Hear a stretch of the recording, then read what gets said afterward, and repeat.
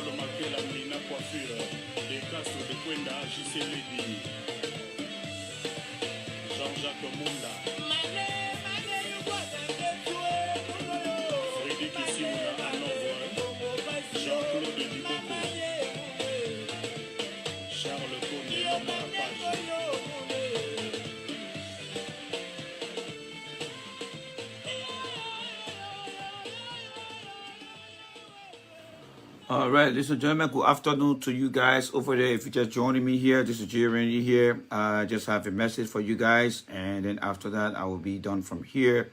So if you're out there, please share the video. Let me see here. I just need to reach out to a few people here, and I will set the tone here quickly here. All right, so going to the public here. All right. So if you're out there, thank you for joining me here. This face is not a familiar face because people in Liberia don't like to hear the truth. And I'm not here to crook the book. I'm not here to fake the book. I'm always here to tell you guys the truth, because the truth will bring prosperity to our country. The truth will teach the younger generation the right pathway. The truth will make our country to shine. And I believe that this generation that I found myself in, the previous generation, and perhaps the future generation, I don't see any hope, and that is not going to stop me, because if our country is to compete, if we want to continue to exist, there are universal principles and guidelines that all nations around the world are complying to and with in order to keep their country going. So I'm here today because I had opportunity to work from home, and I'm glad to be here. So I encourage you to share the video. Let me see here what I'm getting audio here. I see Roden here. I think Roden's schedule had changed. Let me see where I can get myself audio here. All right. Yeah, so I'm here this afternoon because I had opportunity to work from home today and been on series of conference call. Thank God for America. Thank God for the opportunity that is given to me and many Liberians around the world to be in such a position of choice. And I'm very grateful to God. Nevertheless, that skill, that opportunity, that education should not only be giving to people in the US and around the world that I work with, that you work with. We should also be able to share among our fellow Liberians. I am here today because the last time I posted something here, and I'm going to show you guys what I posted here. So if you look at the topic there, let me see here. I said in 2017 and 2019, Alex Cummings was a political novice and a rookie, but in 2020 and 2021, he has proven to be a political moron. Why am I saying this? I know it's going to hurt some of you guys, but there is something called tough love. People must receive tough love in order to grow in strength.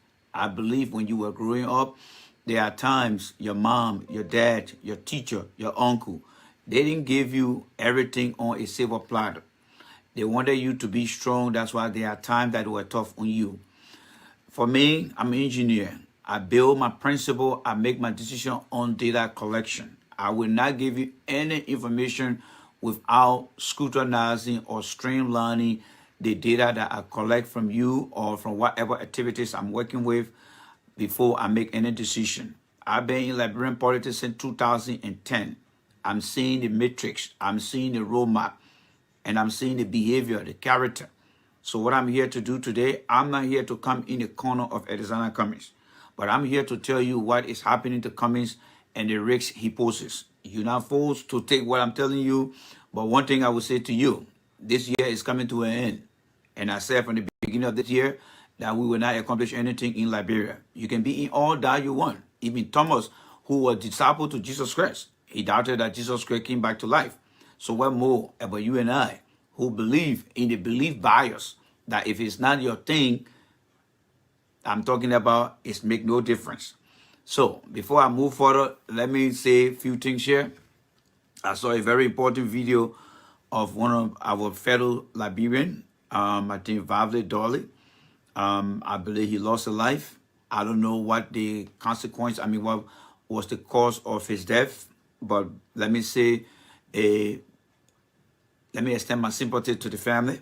I know from what I read, he was a Muslim, so he will be buried today. But again, my heartfelt condolences go out to his families and friends. We have lost another important person as part of our Liberian population.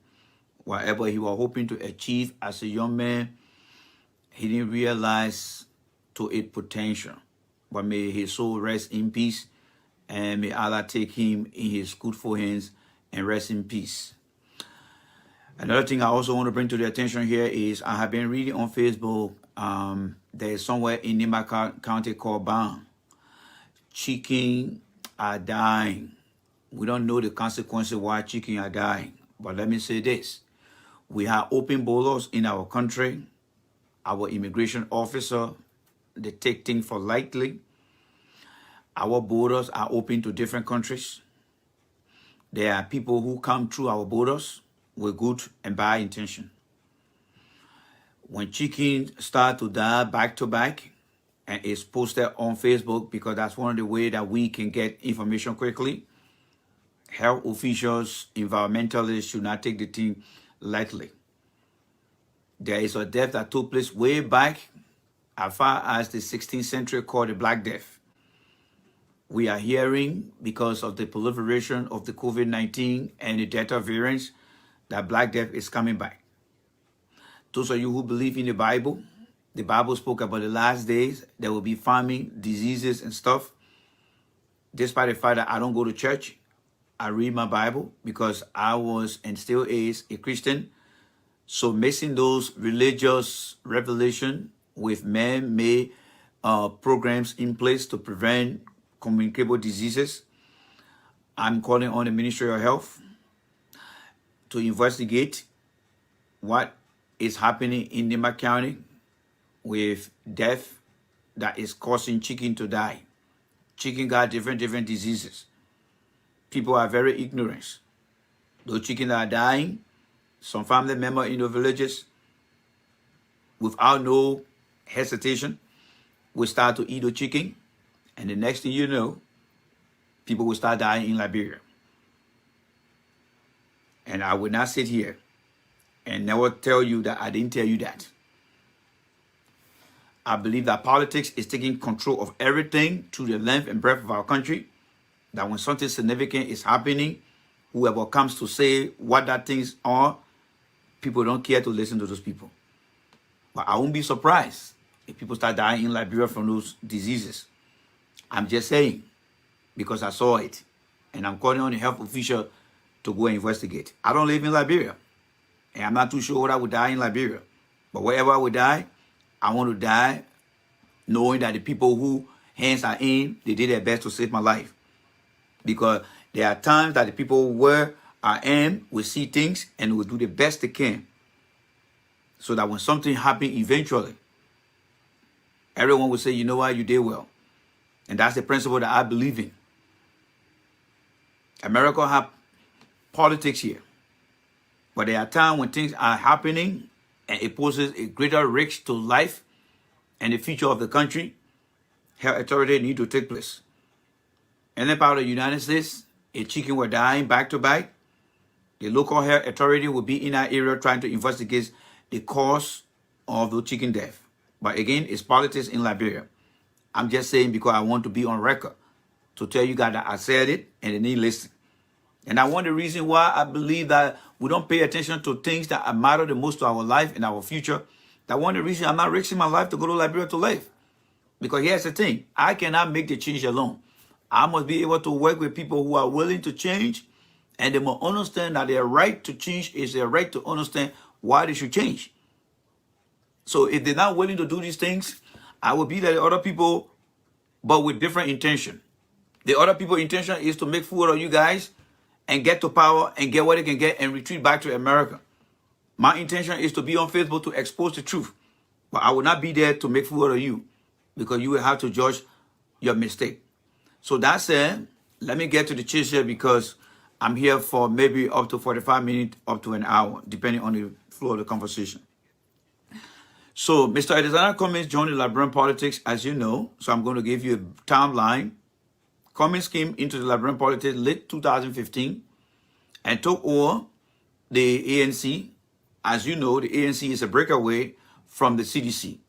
When Mr. Samuel Tuah was elected as the first CDC USA chairman, there was some element within the CDC that broke away. And the reason for breaking away at that time was felt that because the election wasn't fair.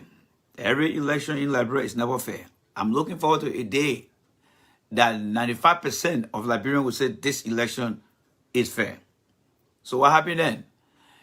The CDC broke away, guys, established the Alternative National Congress. The first person they spotted, and those who were part of that group, they were Orosha Gu and somebody else. The first person they spotted to be head of that party, it was Kwame Clement, former new broadcaster of the Liberia Broadcasting Corporation, or System, LBS, but he left because he had an opportunity to be with the USA, which was his dream of wanting to work for the US. And then guess who came in? Late in 2015, when Cummings was about to retire from Coca-Cola, some hands brought him in, and Cummings came as an individual who got no idea, absolutely no idea, about the political world, about the political environment. But those who brought him in, while it is true that they live here with us in America, they put Cummings in a class system. In Liberia, we don't have black, white. Most of us, we are black. So we don't have racism in our country. What we have in our country is class system. You belong to the class, I belong to the class. If you build your house with fence around it, you got a boss quarter in the back, you got garage, you got watchman to your front door, and the next man got the same thing, then you're in the same class. If you live in West Point in the swamp, I live in Kawata in the swamp, we are of the same environment, we are of the same class group. That same mindset is template in America and practiced here among Liberians. So when they brought Cummings out into the ANC, they felt that, oh, there were certain people that would surround Cummings. But I knew, because I live in Liberia, like many of you guys, but I fully understood the political matrix and game that is played in Liberia. And with the proliferation of Facebook and with the post-war and contemporary politics in Liberia, those who return to work in the country and live in the country have understood how the political game is played. From Edwin Snow and others who introduced the back arrest strategy, I know what you want, therefore I will give you this and vote for me. Over the past years of our political engagement with wannabe politicians, our people have learned a great lesson. And at the same time, the politicians themselves too, they don't want to be on the receiving end of their gimmicks. So they keep up with their game. And keeping up with their game, they must maintain a society or structure of individuals who will hold the line so that anybody from the outside cannot penetrate so easily. What do I mean by this? Cummings is not a fundamental political guru of the old boys, of the late Bronski, Boca, Ure. He's not part of them. But he finds himself among them. As I said, there are other things that he did. There are other things that he did that he is suffering from today. Now, just recently, what did I do? Just recently, as let me see, September the 1st. And I'm going to read for you what I wrote here. All right. So let me take the camera here and beam it down here. So let's do some research here. What is this here? September the 1st, J. Randy Double with Thomas Awaji and 15 other people. What did I write here? I said, Alexander Cummings is still a rookie and a novice to Liberian politics. The negotiators that represented Alexander Cummings during the formation of the CPP did not carry out any due diligence in regards to joining a political coalition. Let me hold you right there. All right? What is happening to Alexander Cummings right now? What is happening to him right now? The first meeting he had with Nomdi Kanga, Boka, and Ure, he bailed out. He jumped out of the meeting because he wasn't satisfied. Why you think that is happening to Cummings? Why you think? You know, one thing I noticed about them in the country here, when you post something, they don't look at the substances in what you're writing, but they look at your name and will just start to insult you. Why you think Cummings today now is being considered as a political moron? Because a moron is an individual who is very stupid, and Cummings is politically stupid. I will tell you that. Cummings is politically stupid because the people who surround Cummings are political morons that got no idea about the ballot politics of Liberia. Their entry strategy into Liberia with Cummings is a flaw, and it has proven over time and time that they know nothing. So let's go ahead and let me read more here, all right? Let's go ahead and let me read more here. All right? So what did we stop? We stopped the coalition, all right? And the necessary step to prevent any political crisis like what is happening at the moment between him and the CPP, right? Yes, this is what we call tough love. This is what I call tough love. And I ain't give a damn whether you want to hear it or not. Because Cummings is fucked up right now. He's fucked up. Where is he going to go when he leave the opposition? Where is he going to go? He can go to CDC, because he has insulted CDC a lot. Where do you think he will go? He stand by himself. He's a loser. You see where he's coming from now? Why? Because whoever represented him did not do their due diligence in regards to joining a political party.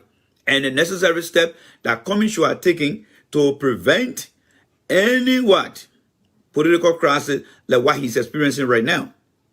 That being said, and I'm reading here, I believe that Cummings is a victim of misguided and ill-advised casualty of the political party coalition of the CPP. And he is learning the hard way. Isn't he learning the hard way? Not only is he learning the hard way, they are all learning the hard way. All right? So let me progress here. All right? But it can be prevented if the right tools and measures are put in place. For example, Cummings negotiator during the CPP formation should have stressed the importance of time and patience as an integral part of the coalition in our building a trust in each other. They don't trust each other. And Cummings has seen it now. All right? All the measures were not factored into the CPP coalition, and that is one of the reasons they are fighting among themselves. I am very sad for Alexander Cummings. All right? Why am I saying this? Like I told you, I don't make decisions based on what I see from the beginning. Cummings people did not do him any right. They failed him. And the failure of Cummings people It's the result you're seeing today. How he been pushed around. Cummings will not be accepted over there. You see Joe Boca today? Many of you guys that watch that interaction. Joe Boca is the most dangerous man in that conversation. He pre-planned all these things, and then when he appeared very sorrowful. But he is the most dangerous man. The man who showed his vengeance against Cummings is Mr. Uri. Let me give you some heads up here. Do you guys remember one time when the CCPP came up with their some type of coalition? Collaborating political party document where they said only active member should be part of that program or should be part of the party, and it was read by that guy with the loud mouth. And everyone, many Liberians, let me put it that way, many Liberians were not happy with that document, right? How you think and why you think that document was written the way it was written? It was written at the time Cummings was the chairman of the CPP. But that guy with the loud mouth came out and published that documentation because that's how they wanted it to be. They put Cummings out there but to humiliate Cummings. And because Cummings and his supporters are very stupid and ignorant and don't understand what it means to get into a coalition. And very shortly here, we'll do a reading digest of what needs to be done so that they can learn from some of the things. Cummings have people who are not researchful. They don't research anything. Cummings got people who are not politically inclined. They just come on Facebook and talk shit. Cummings himself is a novice to politics. He doesn't understand the jargon, the rules of politics. His first engagement into a collaboration have become a total fiasco, and he's the victim of what those guys are planning to do. So let me get back to what I said earlier. Remember, if you done, I will try to find that audio for you or that video. CPP came up with their CPP documentation, and one of the point in that document, a bullet point they had there was, excuse me, let me drink some more water here. Excuse me, I'm talking too fast, that's why. One of the issues they had as a cardinal issue to the collaborating political party, it was stated in that document that only active member will be given any position when they win the election. And everyone came out, both seditious who are not part of the party, coalition member, the CPP member, and independent minds of people, and said, this was very selfish. It was very, very selfish. And then Cummings, the following, in that same week, appeared on 50-50 show. Yes, Mr. Tima Jarate. Those of you that remember, y'all will know now when I'm talking to him from the back, when I mean back in the days, y'all will get to say, yes, Randy can remember. That same week, Mr. Cummings appears on 50-50 show, and he will ask about that document. And Cummings promised the Liberian people that that document will be repealed. It will be corrected. Since then, have you ever seen Cummings coming back to inform you that that document, some of the language in that document have been cleaned up to represent a collaborating political parties? No. But what Cummings has been able to do, he has been able to learn from his mistake. But his mistake keep adding up because those who are not in charge of that document are giving him the runaround. And he doesn't have that authority anymore because he had turned over the chairmanship to Nnamdi Kanga, who is under the umbrella, under the arm of Boca and Uri. So whenever they meet, he's very insignificant right now because he had the opportunity. Cummings got over himself. He fell. You see, you guys set Cummings up for failure.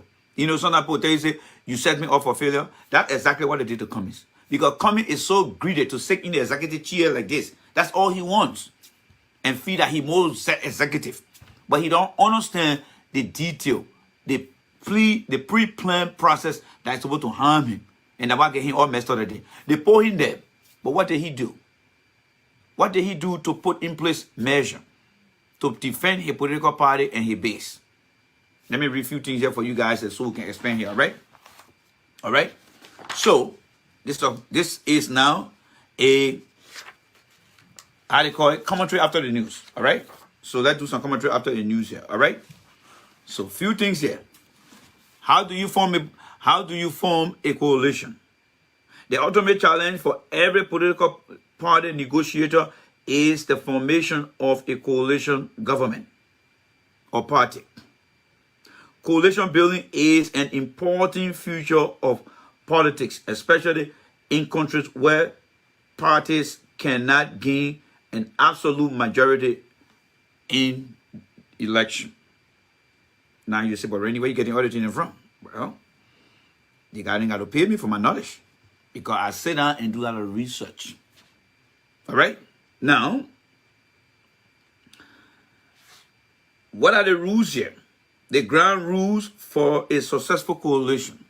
Remember when I posted that thing and said, Cummings negotiators were not inclined enough? Let me give you some of the ground rules. So what we're looking at? We are looking at a ground rule for a successful coalition building. Time and patience. Why do we need time and patience in a coalition? You need time to build trust. Is there any trust? There's no trust. They don't have no trust in each other. They don't have no trust in each other. Now, when Cummings was going to join you guys, what was his goal? What was his mission to join these guys? What did he have as his own to say, here is my document here. And I'm going to what? I'm going to present this thing during the negotiation. That was never done. Why? Let me read for you, follow here. The participation in a negotiation must have at least something in common and share a few goals. Does the ANC goals align with all the other political parties? Those are things they're supposed to discuss. If two party goals are exactly opposite, then we have a problem. Yes, we have a problem. All right? Then we have a problem.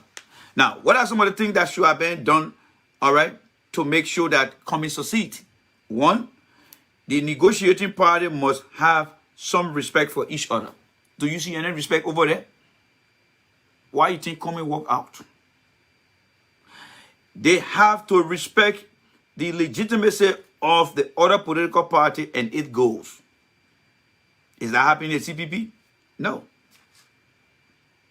All right? All grudges resulting from fierce election campaign have to be buried. Remember the thing that took place between in Nima County, where you were going there and overriding Cummings part of guy? That's all grudges. They must overcome those things. Have they overcome it? No. Now, these are the ground rules I'm giving you if you want to be part of coalitions. What the next one? The leader of the respective party do not have to be friends. You don't have to be friends. But they do have to respect each other. What is strengthening in what I'm reading here? Respect for each other. Are you seeing it there? No. The guy with the lawnmower will get ready and be insulting Cummings all day. And then the follower of him and the CPP will go after Cummings. So where's the respect? So from the election to the internal election between the CPP, you know it happened in my country where one group was supporting that lady and the other group was supporting the other guy. And it turned up, a build grudge, and now they respect for each other. They may not have to be friends, but they should show respect for each other. All right, what's the next one here?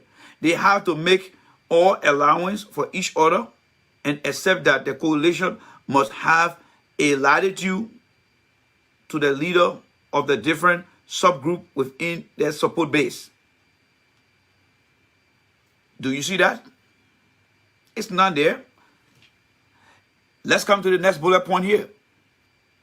The negotiator must have, the negotiator have to be highly skilled and respected by all participating parties.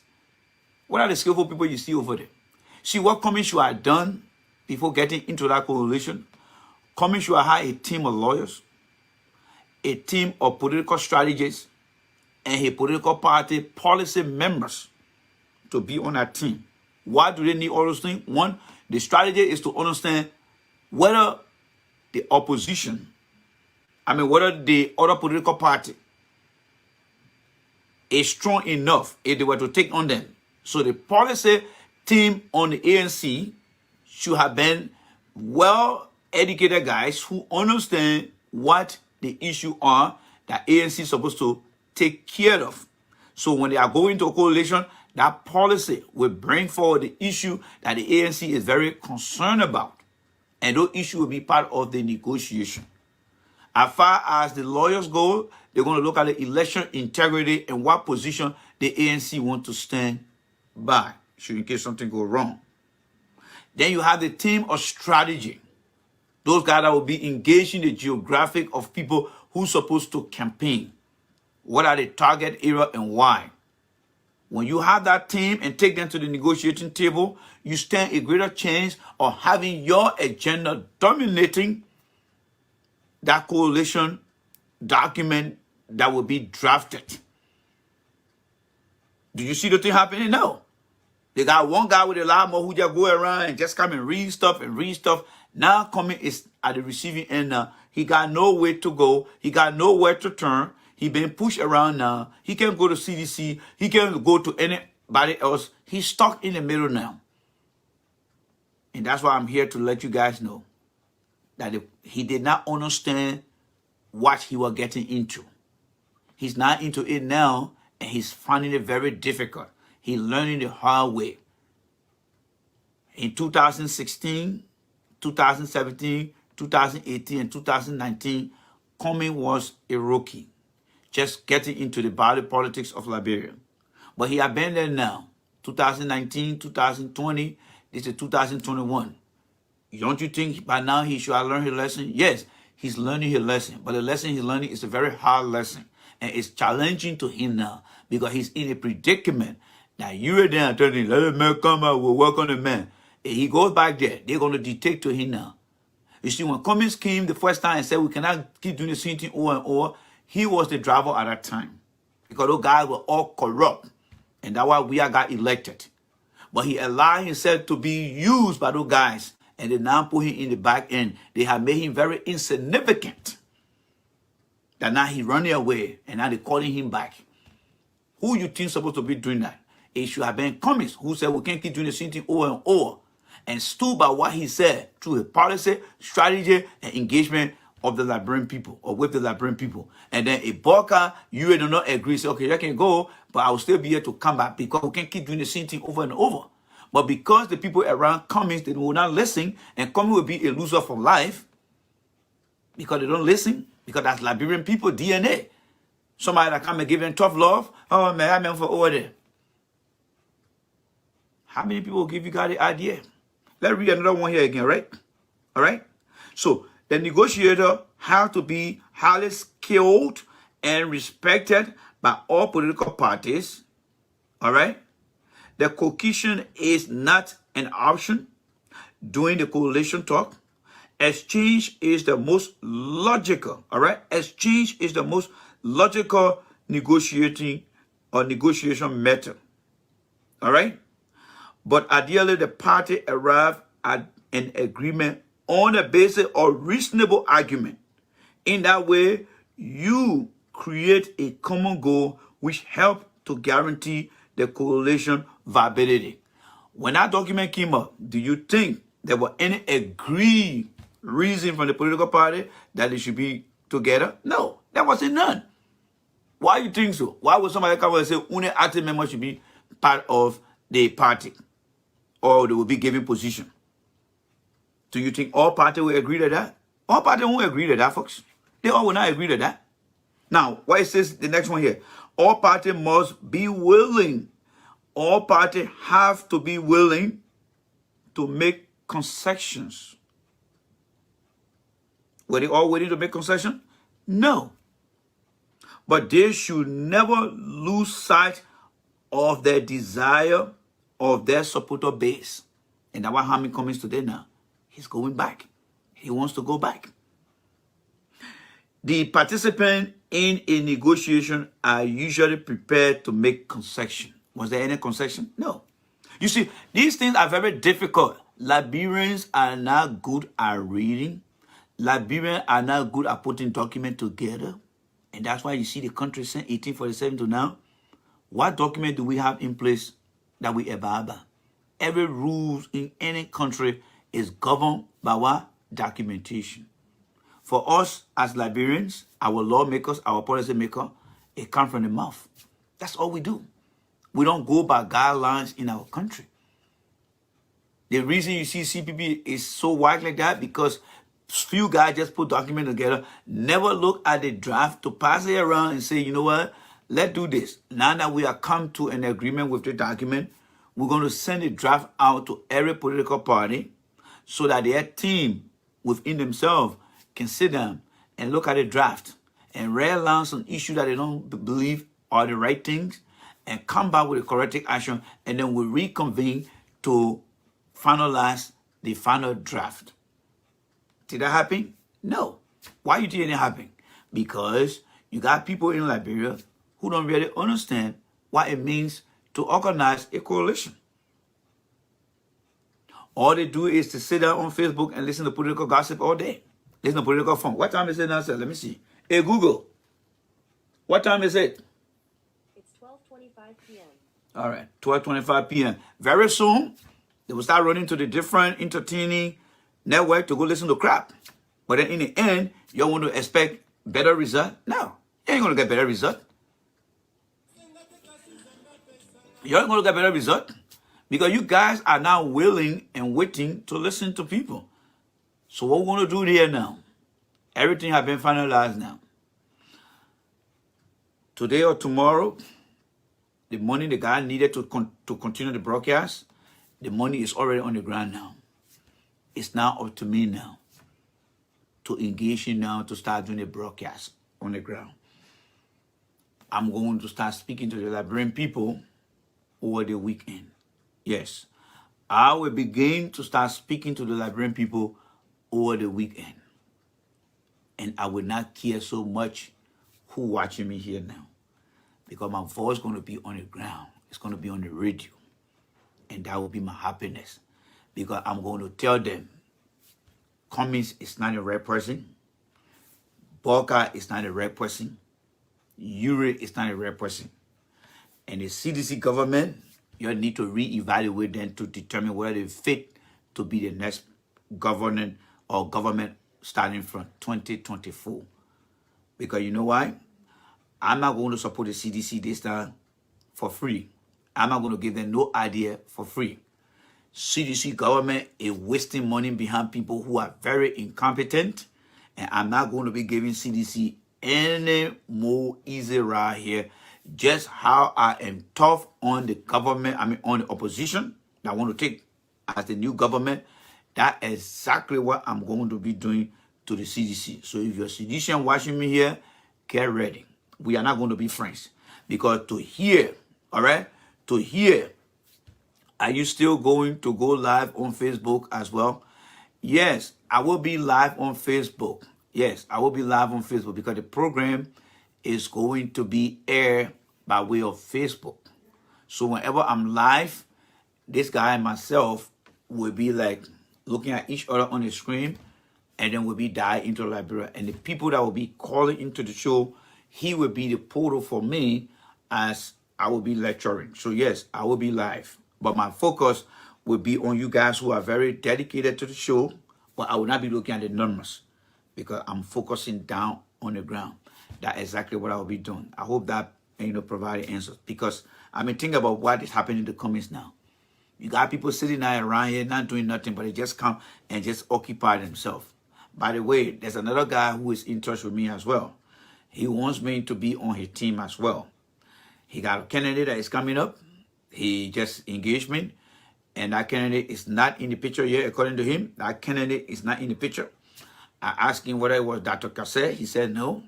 I asked him whether it was any of the political party guy. He said no. If somebody new, we're going to be having a conversation. And he said he want me to meet the guy. And I'll be meeting the guy. And I told him that whatever goal he has, what are his issues, what are the issues he identified in the country, when that time comes, because he wants to start, what we're doing right now is something that he is very attracted to, because think about this, guys. We are launching the awareness to our people starting 2021. We want to continue into 2022, and we want to continue into 2023. By the time we hit the election month, by God's grace, I want to make sure, and you, I believe, also want to make sure that before our people get to the ballot box, they will be fully informed, fully aware of all the political candidates, including the government, so that they can go out there and make the right choice. Because if they make the wrong choice this time, there's no coming back for them. I will not have sympathy on them. I will not have sympathy on them, because your choice is your choice. There is a saying, make a good choice not to be a loser. Make a good choice not to be a loser. Today's Cummings made a very bad choice. That's why he's losing in everything he's doing. Joe Boyka, why did he lose in 2017? Joe Boyka lost in 2017 because Joe Boyka had no message to run on. Joe Boyka sat with Ellen for 12 years. Joe Boyka had no message to convince single county outside of the county he was or he came from. Why do you think that was so? Because in every politics, in every party, there are issues that will be identified or should be identified by the political party that relate to the condition of the people. Joe Boyka was not able to identify anything. Joe Boyka was not able to separate himself from Ellen to run a perfect campaign. He wasn't able to do that. He was not able to do that. So what makes Liberian Underground feel that Joe Boyka now can be a better president? What message is he coming with? You know, they say, I don't 44 dirty things to you, but the remaining 45, I will do the worst thing to you. That's exactly what Joe Boyka is trying to do. For all the years he served in different capacities, including the 12 years he spent with Ellen, he had done a lot of damage to that country, and now he wants people to give him 6 years. Do you know what he's going to do with the 6 years? So there's a saying, I poke you 44 times, and I will do nothing for you for 54 times. Oh, there's somebody to the door there. Somebody just came to my door. Let me see who is that. Let me check my camera here. So somebody think I drop off for other purposes too. So, why you think Boyka will be a better president? I want the Liberian people to understand that the reason Boyka did not win in 2017 after staying with Ellen for 12 years, they ran a very bad government for the past 12 years. And Boyka had been sitting down for almost 2.5 years. And he had not come up with any reason to be elected. I mean, to be accepted. What has Boyka given the Liberian people? I'm not talking about money, but what hope has he given up? What is Boyka's political party purpose or statement, a commitment? What are the issues that matter the most to Boyka? Even when Cummings himself ran, what was Cummings' message to the Liberian people? Why do you think Cummings lost? And what make you think that Cummings will be better? And let's come to CDC. This government that I campaign for, what have they done for the entire country? What are their progress report? Can CDC survive with all international aid? Can Mr. Weah survive with all international aid? And I'm going to be straight out with Mangil and 12. I'm not going to take you guys for friendship anymore. Because you guys are not really doing things to help people who want to help you guys. There's going to be no friendship. There's going to be no friendship. Because you guys, you see the guy they call Menipaka Dumoine? Let me tell you guys about Menipaka Dumoine. Menipaka Dumoine live in London. All right? The guy who was on Spoon, because somebody sent me that video and I thought that video was very important for me to watch. Because Menipaka Dumoine came out with some revelation that Keith Hassan is being given $20,000. And now that he said it, I challenged Menipaka Dumoine to publish the transcript of that money. You know, that one thing I sometimes hold back on things to talk about it, and I'm not going to talk about it in detail here, but I'm just talking about Menipaka Dumoine because he came on the discussion. But here what I would say to Menipaka Dumoine, if he feel that he got in his possession documentation that prove that Keith Hassan is getting $20,000 Minipago Dumont need to publish that document. He needs to publish that document. Until that document is published, I won't believe it 100%. Remember what I always tell you guys? Trust but verify. It could be a political game. It could be a political scam. But 9 out of 10 times, there are times that things are true. So I would challenge Minipago Dumont to post that document. But you see the stupid thing that Kivi Hassan did? When Minipago Dumont was saying that, oh, you receiving $20,000 from the government, he should have said to him, why don't you post that document right now? But something is telling me that while it is true I want to go by the standard way of doing things, something is telling me that the way Ki Hassan was behaving, there is some truth to what Minipago Dumont was saying. Because if there was no reason that he had to prove that he was not receiving any money from the government, he would have said to that man, young man, post that document. I dare you to post that document. No matter what the case is. No matter what the case is. I will tell you about Minipago Dumont. During the pre-election season, Kanyo Bala and Minipago Dumont, they were seditions. They were sedition. They used to be on Kiss FM, talking for the CDC government. But what happened in the end? They forgot about him. They left him out. Everybody that you see today in their own ways, they were all one-time sedition. But there is something that CDC is doing that is taking many people away. Let me tell you this. Do I really want for George Weah to be over there? Come 2024? Based on what I see now, I don't think George Weah should be over there. Trust me.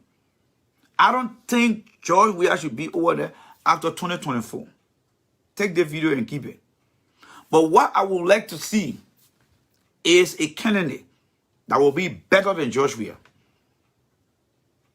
that will commit to action plan, that will commit on documents, that you will see and believe, that the character that you will see.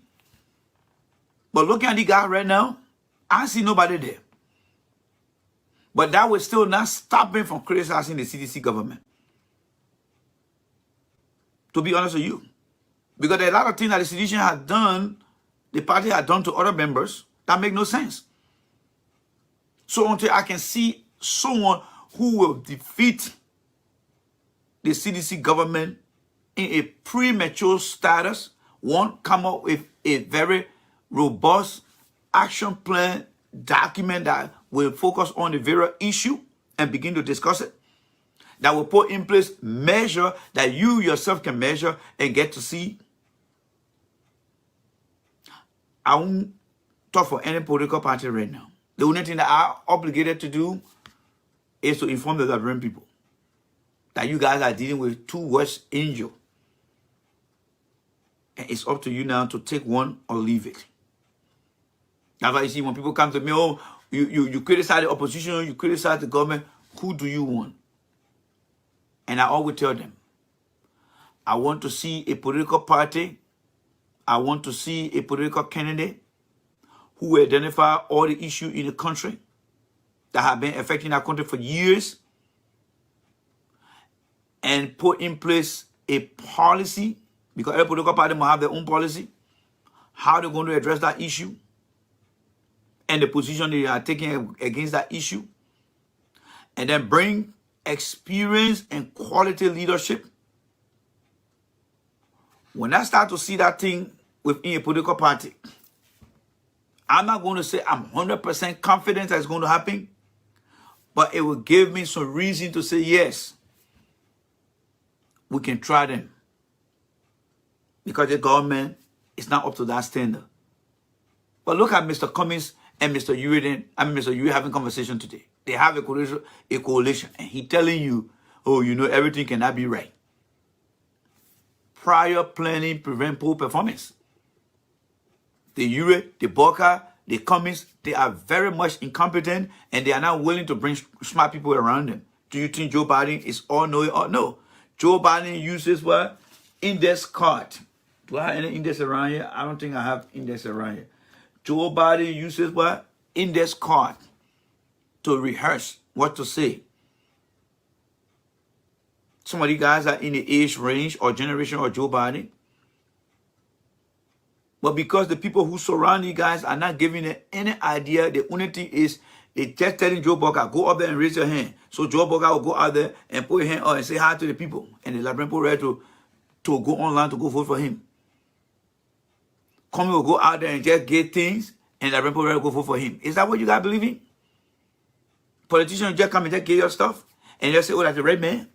What a message you got. We want a politician in the country you live here, in America here, from your state. Or let's go back. From your county to your regional office to your state and the entire United States where you live. Which one of the guys will just kind of just give you later and wave to you without a central message for you to see and accept? Which one of the guys will do that for you guys? Which one of the guys will do that for you guys? You tell me. So Boca go out there and wave a hand. Then Boca is the man. You post any question, hey, Joe Boca, what made Joe Boca to be better than we are? JMB must go. What made Cummings to be better than we are and Boca? Cummings is our man. And that all that matters to the Liberian people. Electricity is continuing to eat up our country. If you don't get it, we're going to be 175 years old next year. What have we achieved? Nothing. Look at the country. Do you really feel proud about that country? What job we are doing, he just a symptom. Anybody that take after job we are tomorrow is not going to change anything, my friend. It's not going to change anything. Though you see passing around here today who are supporting political parties, they are only in their interest, my brother. I saw a photo about Alari Tokpa. You know who Alari Tokpa is? He's sitting here ass down in Minnesota right now. These were the guys that were behind Amos Oil and Moja movement, Ellen then. He's sitting ass down there in Minnesota right now, probably depending on welfare right now. But back in the 80s, they had a bigger mouth during those days. They spoke the bigger book. I'm sorry that we don't have video from the past. That's one of the regrets I have about Liberian politics. We don't have the bigger, we don't have. You should have seen those guys. You think what you're seeing today, that's something that we didn't see last time we were growing up? You ain't seen nothing. You're only seeing people that ain't even qualified to talk because they got the platform they're talking. Back in the days, when you talk about well-educated people, but they had no experience.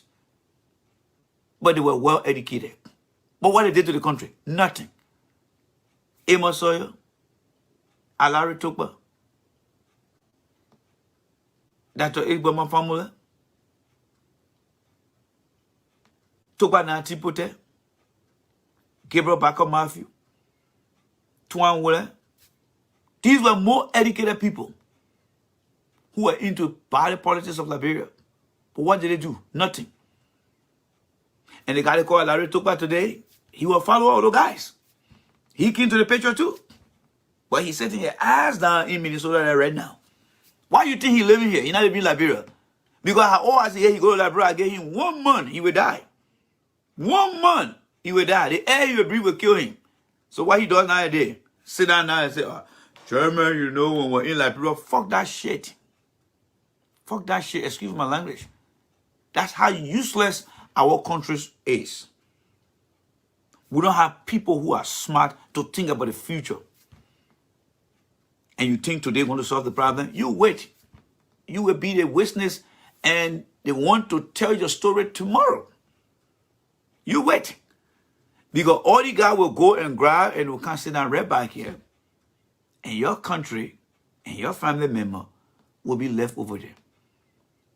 But for me, I will make sure that Liberian people get that message. Because ain't nobody going to call me to say, my brother, help me with $5. I'm not going to give you no money. The only money I can give you is your ability to understand and make the right decision. No politician in America here during their campaign will give any citizen $5. They will tell you, when you vote for me, I will go out there and I will make sure that you get a stimulus package. A package that will satisfy everybody. But in Liberia, it's totally different. They vote for people and people get their money. Y'all wait and see. The year coming to an end, nothing going to change. Nothing is changing now. And we remain in other people's country. We enjoy what other people got to offer to us. And only the people back there will continue to suffer. Because that's how we want That's who we are. We are not people that believe in ourselves because we love other people's things. Look at every one of us. We live in other people's country. I have to say that we're part of the people process of building their country.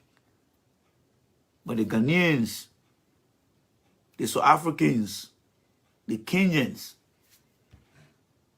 and in the East, that I already mentioned, look at the people from Rwanda. How they building their country now. But look at us. We all over the place. Taking other people's country to be our own. When other Africans are trying to stand their own ground nowadays and believe in their own country, all we do is just sit down all day and just make big move. That's who we are. That's who we are. The reality will catch you guys. You do all the photo op, you do all the parties, but you cannot go to your own country. But yet instead you say you got government in your own country. But the government not giving you the security. The government not giving you the opportunity. The politician not giving you nothing. All we do from year start to year end, we just sit in other people's country all day. But the Ghanaian man will tell you, I'm going to Ghana. I got business there. But when a pleasure visit, you know what kind of business many Liberians go to do? You know how when you go to the U.S. embassy, they ask you what's your purpose of wanting to go to the U.S.? Is it for education, business, or pleasure? Most of all Liberians go back to Liberia for pleasure. We don't go there for business. We don't go there for job. It's only for pleasure. And then you go and spend time and can't read by. That's why it is. The only thing that many serious Liberians are gaining in this country is the fact that their children are being educated. And that's the only hope they got. They don't have hope in our country. There's nobody that's giving you hope in our country. Absolutely nobody. Everybody there for themselves. I mean, look at what I listened to the few times. This lady, Ellen Cochran, calling somebody to make sacrifice. You in America here. The American people that live here, the first time they were putting people on the moon. When last did you hear American men sacrifice somebody? When the people were building all the BB bridges were crossing over here. When last did you hear they sacrifice somebody other than the casualty they experienced while they were building the bridges? But you got a woman in Liberia, in America here, calling somebody to go and sacrifice people just to get what she wants. When last in their country, you're trying to get promotion, you're going for a job interview, where you have to sacrifice somebody. The only sacrifice you have to make is to get up in the morning, freshen up, and go there.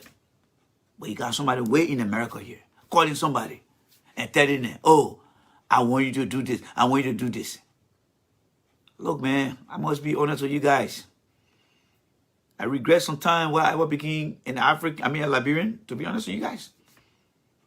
There are some people who are trapped into other people's mindset. I mean, we live in this country. Ghanaians come here to see things here. Kenyans come here to see things here. And they go back to their country and begin to apply those things.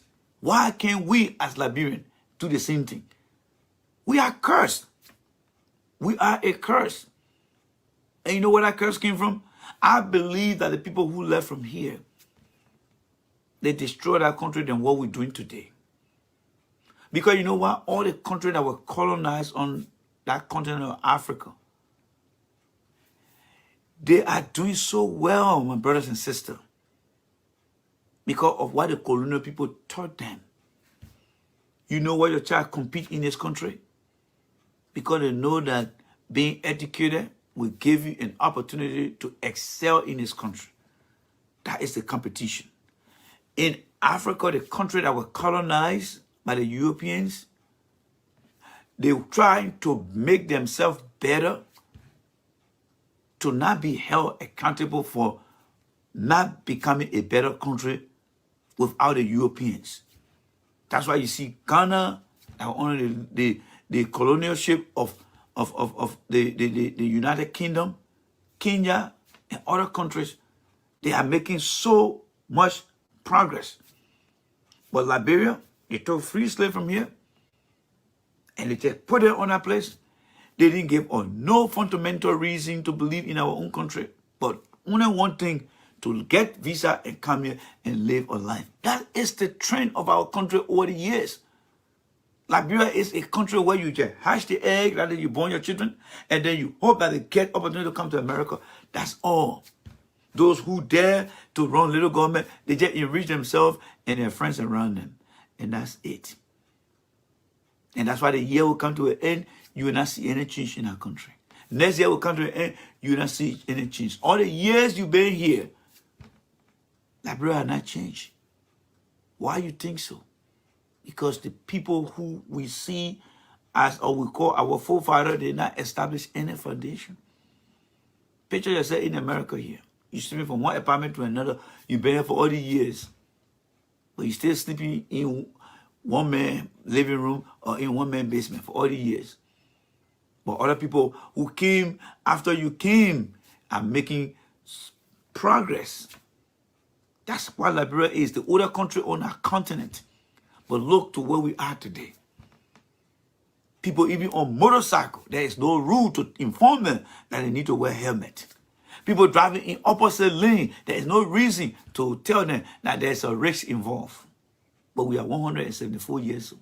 What you think you're learning on the different Facebook pages that you go and sit down?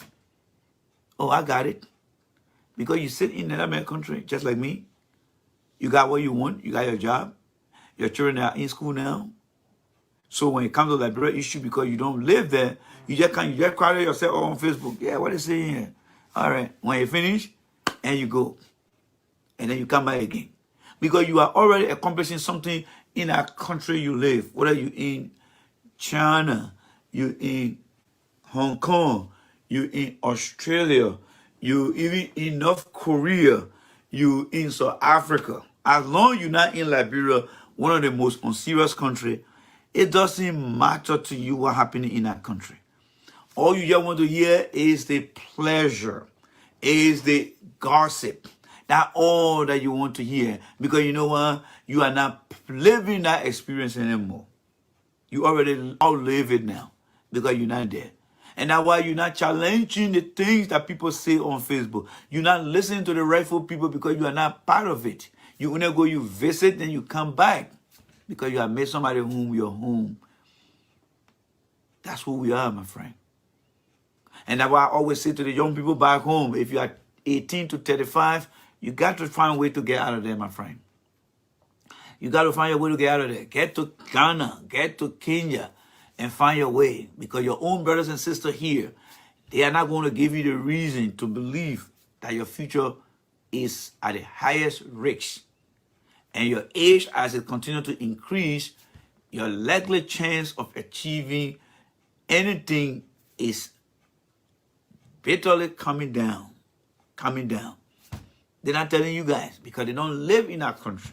They have fun with you guys. And that's why it is, folks. That's why it is. So, it's Friday, guys. It's almost 1 o'clock. I need to get the heck out of here. Thank you guys so much. If the time permit me, we'll be back here tonight to discuss. This time around, we will download the Facebook video. Yes, we'll download the Facebook video. All right. We'll download the Facebook video of the meeting with Joe Bucker.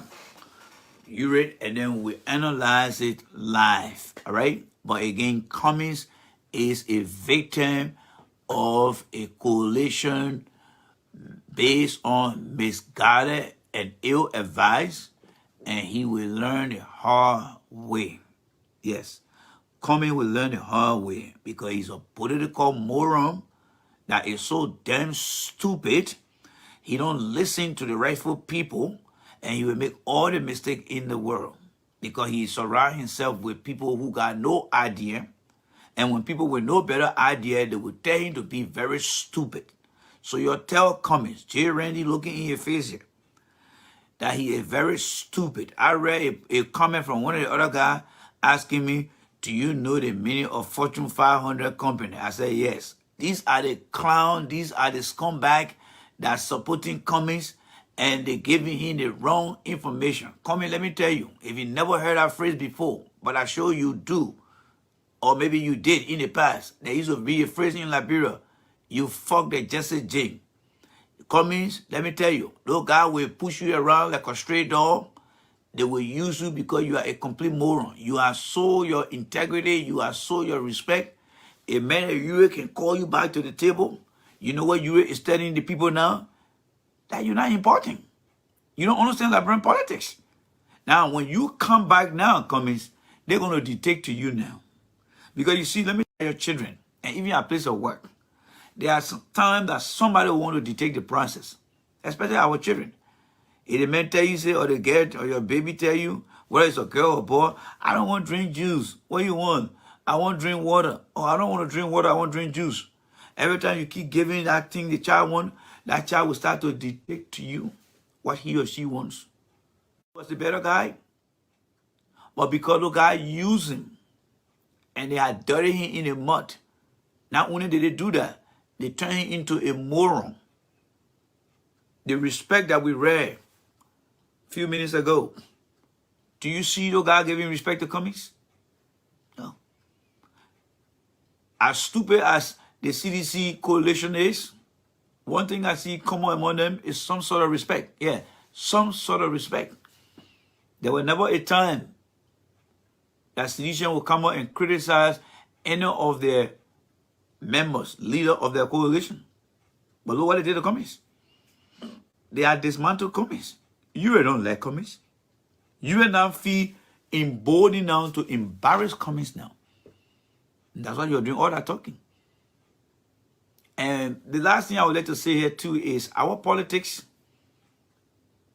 is getting so bad off this time. I know I have said things against Keith Hassan, but that's politics. But when it comes to the human side of politics, it is sad.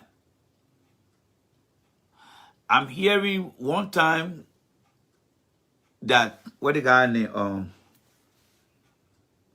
Keith Hassan, because I had a conversation with somebody, and the person was telling me, the person is a religious worshiper and follower of Spoon TV. For me, I don't believe in no guys. All right, yes, I don't believe in no guys at all.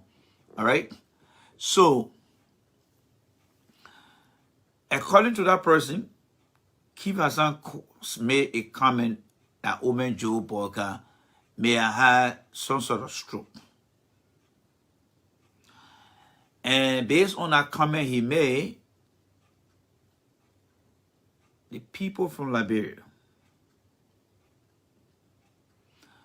they started calling Keith Hassan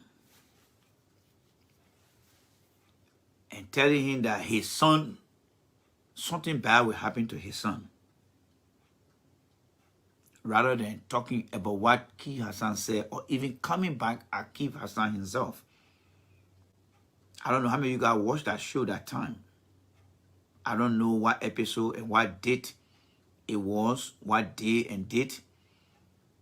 But I'll be more focused on the date because the date don't repeat easily, especially in the month. But I'm told that Liberians called the show and they were saying all type of bad things to Keith Hassan's son. While it is true that we have different political interests and opinion, we need to take our family out of politics. If Mr. Keith Hassan said, oh, Joe Walker had a stroke, the best thing to do is to call and say, Keith Hassan, are you a medical doctor? Do you have any proof? Where are you getting your source of information from? But I'm told that most of the callers, they call and came straight at Keith Hassan and started to say all sort of bad things about his son. That is the politics now that we have in Liberia. And let me say this to you guys. If you go on my Facebook page, you don't see no family of mine there. Because I have preoccupied my mind that Liberians, many of us, we are not good people. And there will be no reason for me to put my family picture on Facebook. No. Because I know the people I'm dealing with, Liberians. They got no boundary. I saw them during the 1990 war, and I'm seeing them on Facebook. if you're only close to me, before you get to see my family. I will talk about my children, but I will not allow them to be on any camera here. You see, in America here, when Hillary Clinton said, no, when Donald Trump said that Joe Biden, he got memory problem, the Americans then that were calling into different shows to support Trump, they didn't go after Joe Biden. I mean, the Joe Biden people that were calling, they did not go after Donald Trump's children.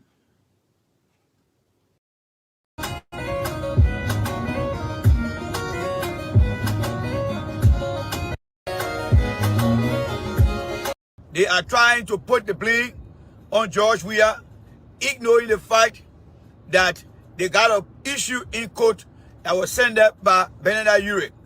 That is the focus right now. That is the focus. Why? Because Mr. Cummings has no proof, no evidence, physical evidence to show to anyone that the government is behind this thing. It's all a bunch of speculation. And I'm very ashamed of Mr. Cummings to think that way. Because executive in America here, executive at the warehouse, executive everywhere will not make such a stupid executive decision like getting himself involved with Mr. Urich. That shows that Mr. Cummings is a very poor executive individual that is now at the very tough time of his life to prove to us that he made executive decision while he was at Coca-Cola. You can't make that kind of decision. You can't make that kind of comment. All right? So, Mr. Cummings and the CummingsRees, you need to focus on what you guys are facing right now. Mr. Cummings is being alleged of forging document.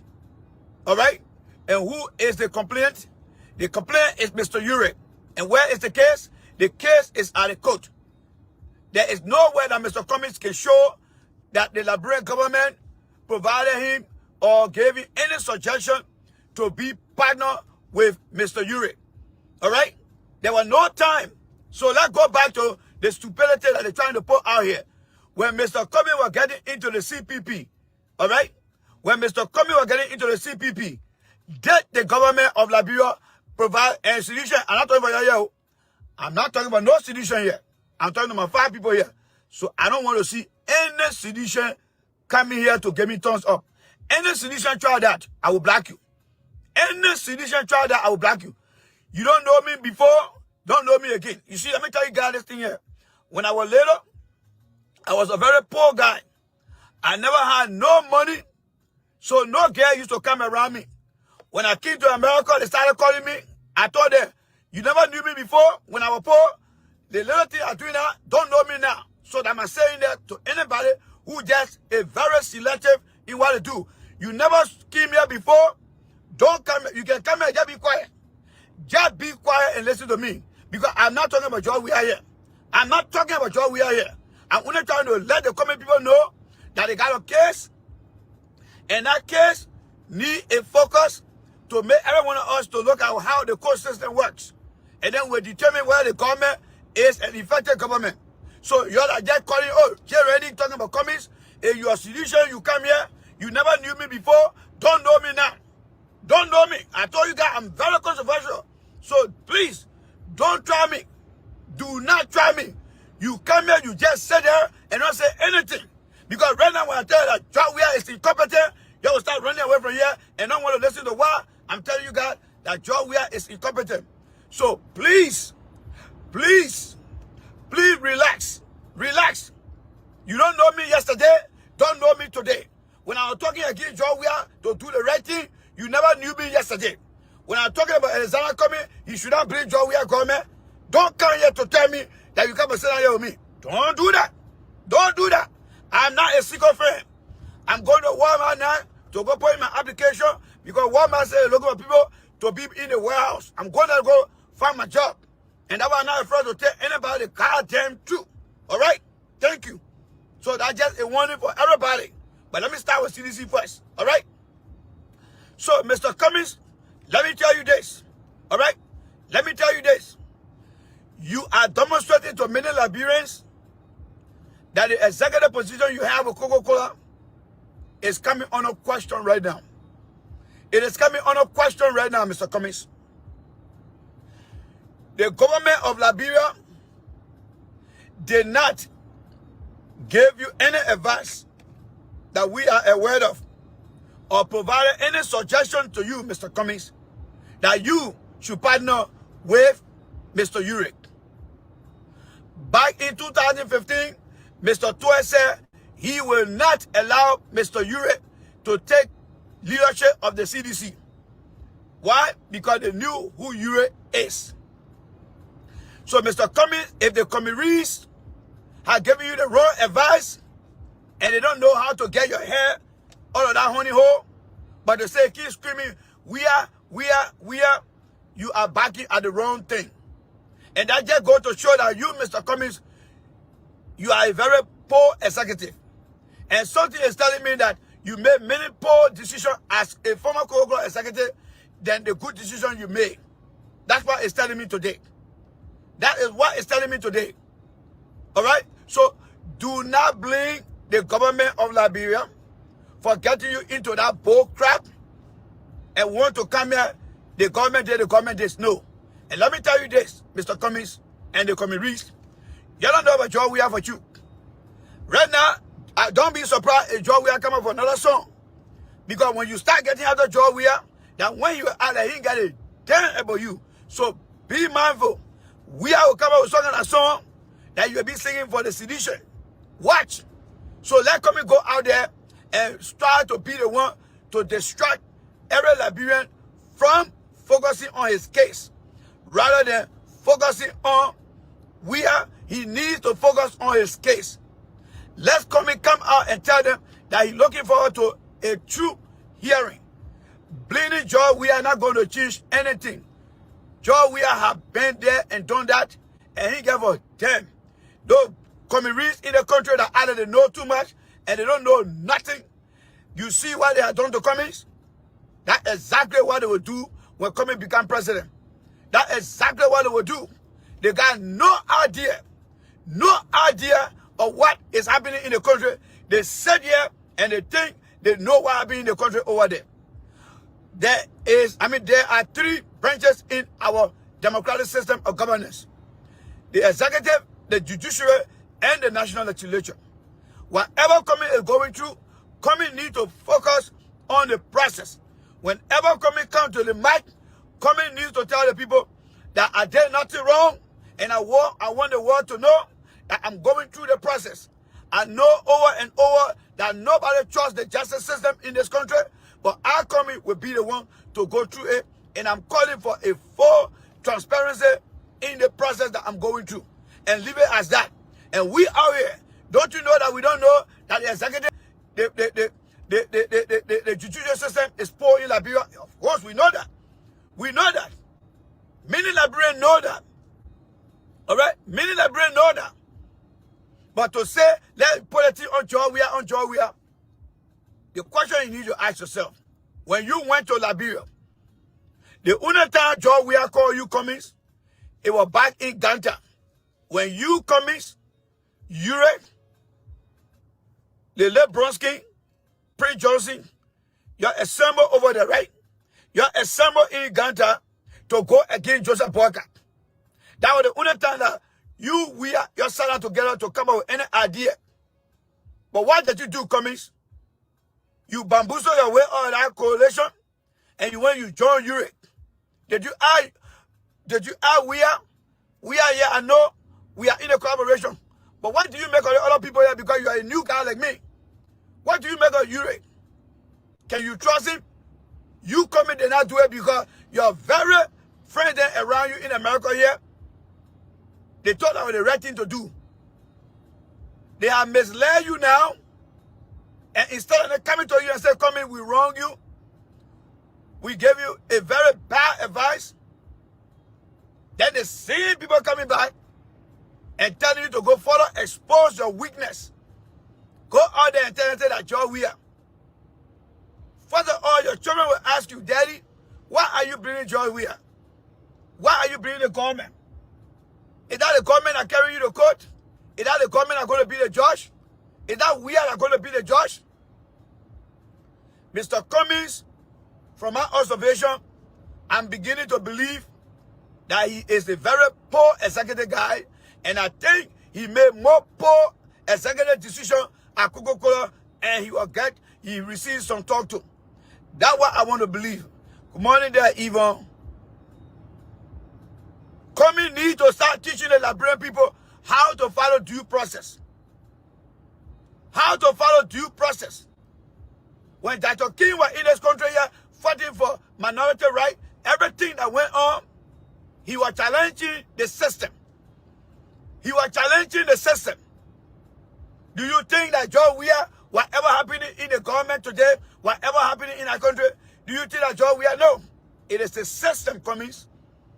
It is the system. The same people who behind you today, when Thomas was down there, you saw that video where they told people and put them to better here just for walking in the street. You saw that video I show you, right? Just by walking in the street. Because it is the system. And you must fight the system. In this country here, when we're fighting for civil liberty or civil right, we are fighting the system that people put in place. Because you always can replace people, but when the system remains unchanged, those same people will implement it. So you must acknowledge the system and let people know that the system is the problem.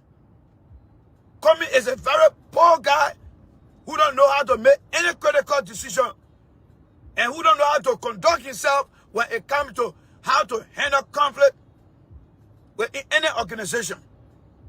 And that is a living proof that Cummings will not survive because Cummings live and work in a structured environment. What the women will tell you, say, make sure I take a look at that before you put it out there. That's the kind of environment Cummings survive through. But today, Cummings is over there by himself. You see all the mistakes Cummings is making today. All the mistakes. You are leaving out the core of the problem. And you going out to what people tell you to go do. Who will come from a courtroom and start to bring the government?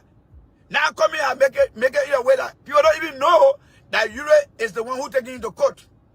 Cummings has completely covered all Ure now. Because you know what? There are some people in Cummings circle that I call the CummingsRees that talk to Ure every night and say, Ure, just forget it. You will not hear your knee again. The guy they call Cummings is a clown. We'll use him. Don't worry, Ure. We will tell him to bring Weah and your knee will be gone. That's exactly what they're doing to you, Cummings. That's exactly what they're doing to you. That kind of remind me of people who celebrate Christmas. They go celebrate Christmas, they get you drunk. They do all that kind of thing. But who Christmas you celebrating? Isn't that Jesus? Jesus Christmas, that's supposed to be boosting up and womanizing. Because Jesus was the Son of God. But because Satan has entered Jesus' party, many Christians today and many people don't even get the result and understanding of what Christmas is all about. That's what they do. So Jesus Christmas Day party, it is your birthday, but everybody that comes to the birthday, they're giving your gift to somebody else, and they're not giving the gift to you. That's exactly what they're doing to Cummings. Ure is the person behind the case, but they want to take it and put it to you to Weah. Because number one, they made a big blunder. They screw up. Number two, they think that by calling Weah name will make Cummings more popular. But I tell you this, Weah ain't give a damn about what Cummings say about his name. Cummings can even go even in marshal and be dancing, calling Weah name. Weah ain't get a damn, Cummings. Because you know why you fail to realize and your prophet to tell you, Cummings? You, Cummings, was not giving any advice by George Weah to go and jump in at you. You, Cummings, was never giving any recommendation or suggestion to go and join Ure. It was your same people that told you go and join the coalition. God gave you the opportunity that even Ure was not even part of the founding member of the coalition. God brought you to that place. And when they brought Ure in, instead of you coming to talk to Ure, to talk to your CummingsRees, to hear what other people got to say, You sat over there and allowed the CummingsRees to misguide you as a former Coca-Cola executive. That tell me, Mr. Cummings, your decision you made while at Coca-Cola, majority it was based on poor decision rather than good decision as a former executive. As a former executive, it's a complete shame. Then now you're going out there, now you're trying to play George Weah.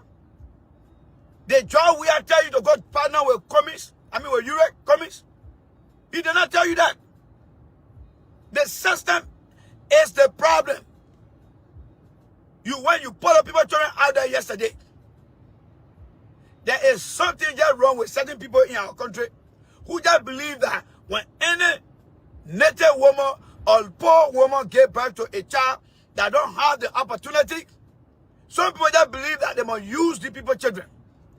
They did it in 1989 to our generation.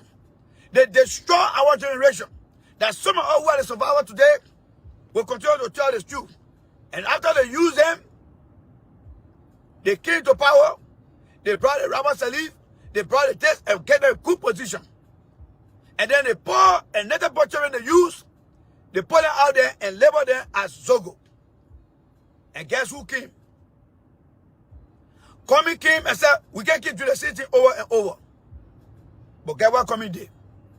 Cummings went and grabbed those little children yesterday, took them out of school. Young people that's supposed to be at a trade school, young people that's supposed to be at a university, or young people that's supposed to be at what? He took them, put them in the street. Cummings is not in jail like Nelson Mandela. Cummings is not in jail like any big politician. But he's only going to court.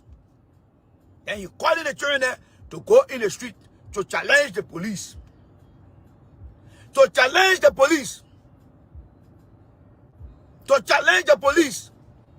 And this is a man who said we can't keep doing the city over and over. But any Nepo people in the street. We are Nepo people in the street. But you come in now, you come in, you put people in the street. What is the difference between you and them? Cummings, you are on a slippery slope and you just going down and going down. If you don't take time at Cummings, you will be the back of Matthew. If you don't take time at Cummings, you will enter the back of Matthew. You will see the promised land, but nobody will know you in the end. Because the people who behind you, Cummings, they were not successful like you in America here. Not that they couldn't be successful, but what they put into you is what you usually out there, and someone always judge you by your behavior. When you were at Coca-Cola, you didn't do anything like what you're doing today. Everything you done, you did as Coca-Cola executive, I believe it was properly vetted, and you decided to make that executive decision. But look at the people around you today. They are children not in the street. They are children in America here. Right now, I've been driving my child to school. You see, I drive my child to school. I'm in there now. I know my child learning now, so I ain't give a damn. But what they do, aside from what I'm doing, come in here, grab those children there, let them go in the street and support you. But they will not tell the children there, let's go to Liberia and go join Cummings. And when you do that kind of thing, that God cannot bless you. When you use other people's children, that kind of God cannot bless you. You see, God doesn't hate Liberia. But when people go out there and do evil things, God will punish Liberia in a way to teach us sense. You see, any them, they grandma Samuel Kanyanjo, they brought war and they took power. But after 12 years, nothing changed in Liberia. That had God pay evil people back. So Cummings, if you believe that you want to help the Liberian people, do not use our innocent people. Do what is right. If we all know you're going to court, and the court is doing things to you, what we'll do here? We in America here. We will go to Washington, D.C. and protest. Why? Because we'll be showing to the people that Cummings did everything that a due process is requiring him to do. He was sued. He went to the court. He presented everything he could have presented, but the system turned him down. When you listen to the American people, whenever the American tell you that, oh, we don't want our citizens to be tried in Liberia or any country, what they always tell you, the justice system doesn't work for all. They're not seeing the government. And that's where you Cummings, you are limited. And the people, when now the American government will ever come and tell you, the government is not, no, they will tell you, this justice system doesn't work. And that's how kind of will liberate some people and bring them here. But you Cummings, you lying, no guy sitting out in the country and they get a jam by you Cummings. They're using you. I saw you the money coming from the core, the government did, people, the embassy on the ground, I said, but what am I talking about? What am I bringing the government for? He are not going through the government process. How can you bring a government when you are not going through the process? Saying you coming bring that government, this is your first time going through the process. When you are in the government, you came out, you said, people said you are not citizen of Liberia. You went through the process. All right? You got ready, you said the government, too much stealing in the government here. Joe, we have never gathered to say anything to you. Don't think that you are saying, coming, if I was some kind of daughter, I can guarantee you, my man, you're not going to be around. The opportunity that Joe Weah is giving to all Liberians, even though I get a damn about Joe Weah, however, Joe Weah doing some things, my man Jesse Foreman went to Liberia. The man had himself all the way up in the air. Let Joe Weah come in, not good. What happened? Joe Weah did nothing. Shadow Robert went over there a few days and caused the hell out of Jefferson Koji.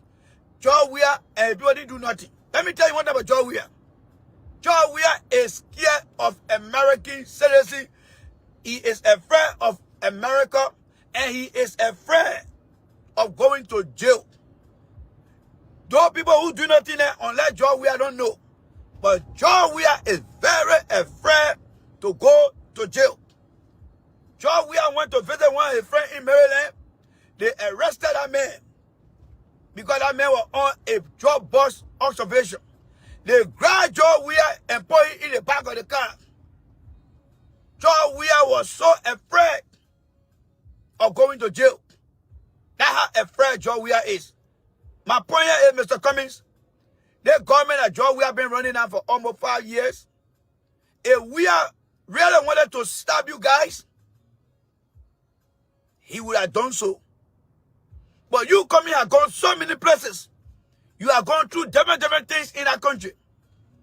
And the Joe Weah government never stopped you.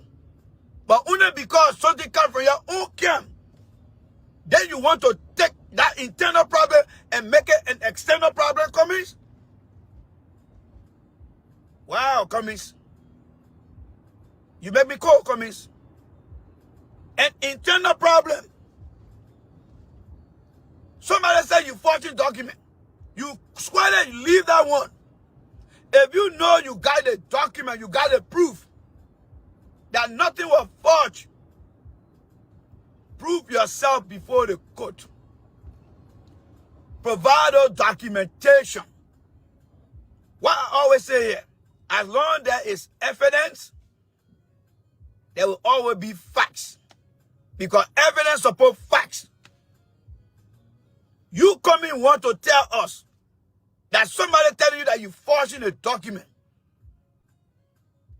or you forged a document, rather than you bringing that document out and showing it to the people in the court,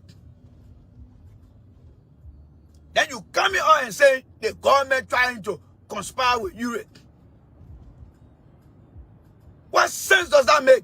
So when you become president, is that what you're going to be doing, Cummings? That one I will take all my cow, my chicken from that country and carry them to Burkina Faso. Because you will slaughter our cow and our chicken for nothing. Because you are very poor at making decisions, Cummings. This is a test of your time, Cummings. What you're going through today is a test of your ability to lead. When it comes to making executive decision, I don't think you coming ready for that job. God is putting you through a test right now, Cummings, and you are failing that test big time. You are failing that test big time, Cummings. Your CummingsRees are misleading you. But I will ask you the question, Cummings. Did the weird government advise you to join the collaboration? Did the weird government give you any suggestion to join the collaboration? That answer is a big no. When you were signing that document on that day on Zoom, did you see any sedition there sitting down next to you? Chancellor always used to say the people hold my hand to sign this document, so I don't agree. Nobody forced you, Cummings. Nobody forced you. It was your CummingsRees that misled you. And they will find a way to get you out of that mess. They will find a way to get you out of that mess. When you go in collaboration with Joe Weirden in Ganja, and you all decide to say whoever wins will support them. When you join with Bella Yue and Joseph Bogarden to challenge the election because Mr. Weir came out as the winner among you guys, then Mr. Weir file any law against you to say, Cummings, you and the people, you guys conspiring against me? We have never said anything like that. And let me tell you guys sedition. I'm not talking for sedition here. I'm not talking about George Weah here. I'm conditioned to use George Weah because I want to tell Cummings that he did it and messing with the wrong people who don't love him but want to see his downfall. And the only example I can give are things and places that Mr. Cummings has done with Weah as an individual along with the political party in the country. And that's the only reason why I'm talking in a way about the government and George Weah. So if you're sedition, you come here, trust me, it's not for you. Because you don't know me. When I tell you right now that we ain't going to do nothing at the end of the month with the speech, because he commented nothing, y'all run away from here. I know y'all. I know y'all. You never knew me yesterday, don't know me today. I told you guys when I was in Liberia, I was a very damn poor man. I had nothing behind me.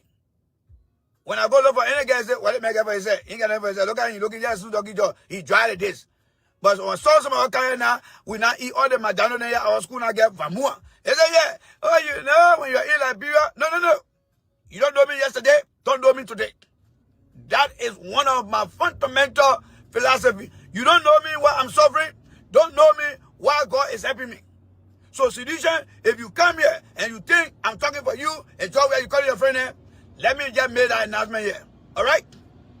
I'm trying to make Cummings to understand that he went in a lot of things where we are, and we did not take any action against him. And I believe in myself that what is happening over there, I don't think we is part of anything. And I'm not saying that because I want favor from Weah. I ain't got a damn about Mr. Weah. Because Mr. Weah, he said too, he lack of transparency. Fina Bondo over there, I heard that she got a COVID, and Weah, he said, want to come here and talk. But let Weah say that over there. Let him say that over there. But I want to come out here to make sure that you guys get the truth. Yes. All right? So that's what it is.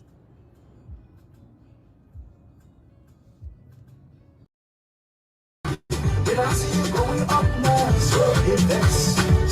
And I pick up those flowers, so it vex. Anything you do, people must stop, people will talk. When you find Right after the music, we got one more music. What you need to know.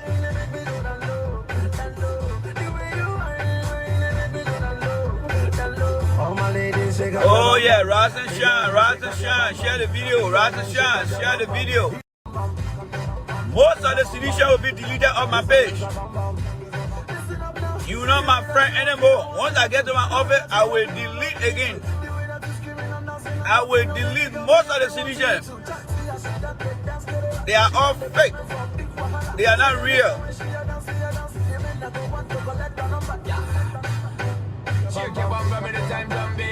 They are fake.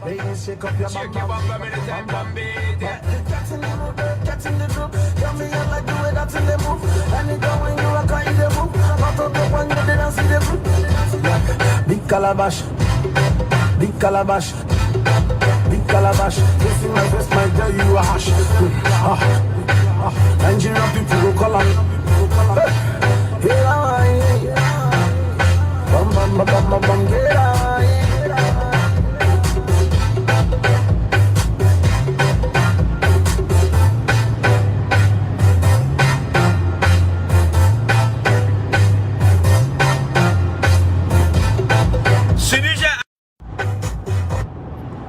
Sedition are supporting the opposition, ladies and gentlemen. Let me take the thing down for your respect's sake. Sedition are supporting the opposition. Sedition are supporting the opposition. Many of them, they are supporting the opposition. These guys, just this morning when I woke up, they are not campaigning for Tifa. They're sitting down in the community and drinking and drinking and drinking. They are not campaigning. I'm telling you, I'm getting information from people in the community. Prominent people that I know. Some of them inboxing me photo. Seditions are not campaigning for Thomas Farah. They are going and sitting in the community and drinking and womanizing. That is very bad for the party. I'm saying my own right now. Y'all be like the guy who was building the ark in the Bible when God told him to build the ark. And other people were there not listening. When that flood came, it took most of them away. So don't listen to me. I'm just here to tell you my own. Because when we lose tomorrow, I will come back here and I will be proud to announce our defeat with joy and happiness. Because there are some citizens right now who are in the German community. They are just drinking and womanizing. They are not campaigning. They are not campaigning. I'm telling you. There are intelligent reports that I'm getting. Citizens are not in the community to campaign. They are womanizing and drinking heavily. You cannot win. Drinking cannot win an election. Womanizing cannot win an election. Don't take my word for it. A few of you guys are listening. Right after the 8th of December, y'all will get to know. And that's when y'all will believe me. Most of the guys are already start deleting them off my page. They are not my friends. Because they are not campaigning for Tifa. They want to bring shame to us again. They want to bring shame. Sedition want to bring shame to George Weah. Sedition want to bring shame to Tifa. And sedition want to embarrass us. Sedition are in the community womanizing across that country. They are not campaigning. I am telling you guys now. So when they get defeated, don't blame nobody, but they should blame themselves. Let them blame themselves. They are womanizing in our community. Womanizing every day and drinking. I'm telling you guys, if we want to win the battle, we have to engage the community. I said it last week. I'm saying it again. As the day continue to go through the countdown, seditions are not campaigning. They are going in the community there and just womanizing. The reason they don't want to hear me because I'm speaking the truth. The truth must be told. To win an election, you must get involved with the community. Seditions are womanizing. Don't take my word for it. The result will speak for itself. The result will speak for itself. I'm telling you, seditions are womanizing in all the communities. I am getting calls that when they get in the community, they're approaching those young girls and they're not carrying the message. They are not carrying the message. We are in trouble. They don't like to hear the truth. That's why they don't come here anymore. Because I'm telling them the truth. You must be engaged with the community in order to win. So Thomas Farah, if you depending on the guys, You wasting your time. The Lord will defeat us again if we're not mindful. The Lord will beat us again. Because the Lord got a very strategic team that is engaged in the community. We got 8 candidates that are on that ticket in Massachusetts County. We got Asa Topa. He is also engaged in the community on a very large extent. He's talking to people of all ages, 18 to 25, 26 to 30s, 35 to 40s. He is engaging those people. You will not find one solution doing the same thing. We got Sia Tanapoli. Her father was one time a senator in Massachusetts County. She is coming back. She wants to clinch that seat. Her and her team, she and her team, they are also engaged in the community campaign. But for Thomas Fala people, they go all day and just buy liquor, they drink, and womanize all day. And then they go home. I'm telling you guys real information that I'm receiving. And all I'm here to do is to tell you guys. Those guys are womanizing. They'll defeat away them if they don't do more. Y'all will be surprised. Y'all will be surprised. Those guys will be defeated. They will definitely be defeated. I don't care whether they watch me or not. They don't care. The talk show hosts on the different shows. They're not telling the guy the truth. They're fooling some of the people that are thinking that CDC will just win that election like that. I am the man who come here now to tell you the truth. Nothing but the truth. I will not lie to you guys. You guys know me when I'm ready to present. I provide all evidence. You guys know me. I'm not cooking anything here. And I'm not trying to spin anything here. Seditions are not supporting the party. They are supporting themselves. They are using this opportunity to go out there and look for women. They are not helping Thomas Fala. Time will come, y'all will get to know. Time will come, y'all will get to know. Y'all share the video. If you listen to me, share the video so they can get to hear what I'm saying to you guys. Seditions are womanizing. They have no means and no concern to get into these communities to campaign for Thomas Fala. I'm telling you now, and I'll continue to tell you. You can hate me, you can love me. All I'm here is to tell you the truth. The truth is nothing but the truth. The reason they're not coming to tell me or to say here to listen is because I'm saying the truth. And the truth will justify itself. Oh yes.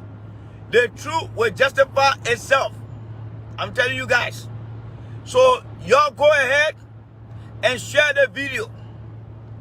Share the video. Because I will be on record. I will be on record to say I said it. And you guys were here with me.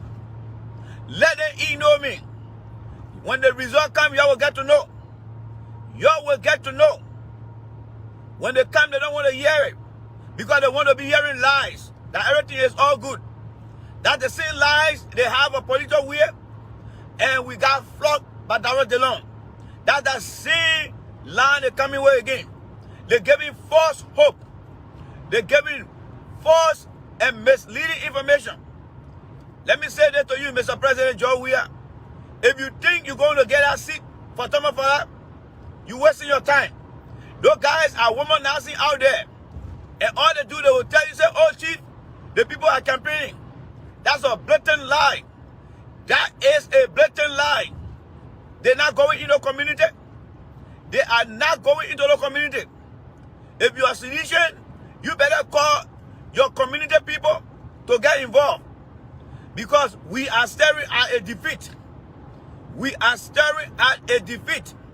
A defeat that will not be able to recover from anytime soon. So you'll be sitting down there. Don't listen to me. Because when you get defeated, the same video, I will come back and play the same video every day. I will play the same video here. Those guys in Liberia are womanizing. They are drinking. They are drinking. They are womanizing. They're not campaigning. I think those guys want for Thomas for that to lose. Those guys want for Thomas for that to lose. They will come here and tell you that they are campaigning. There are women, men, who have been inboxing me overnight.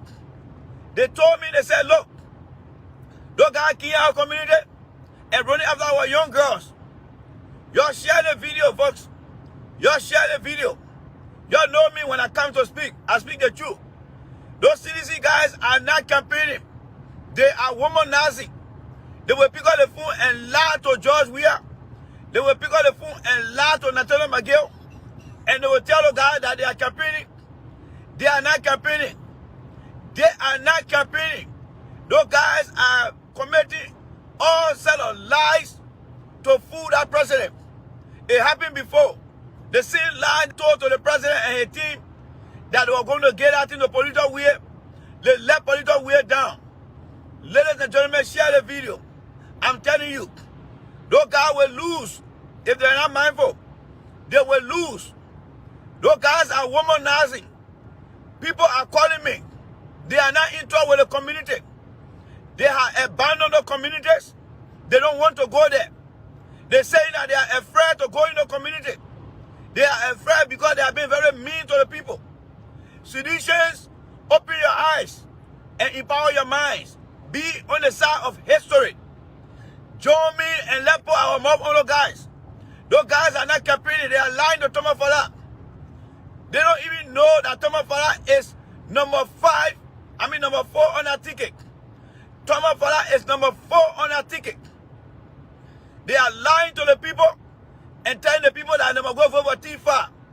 Tifa on the ballot is not Thomas Fala.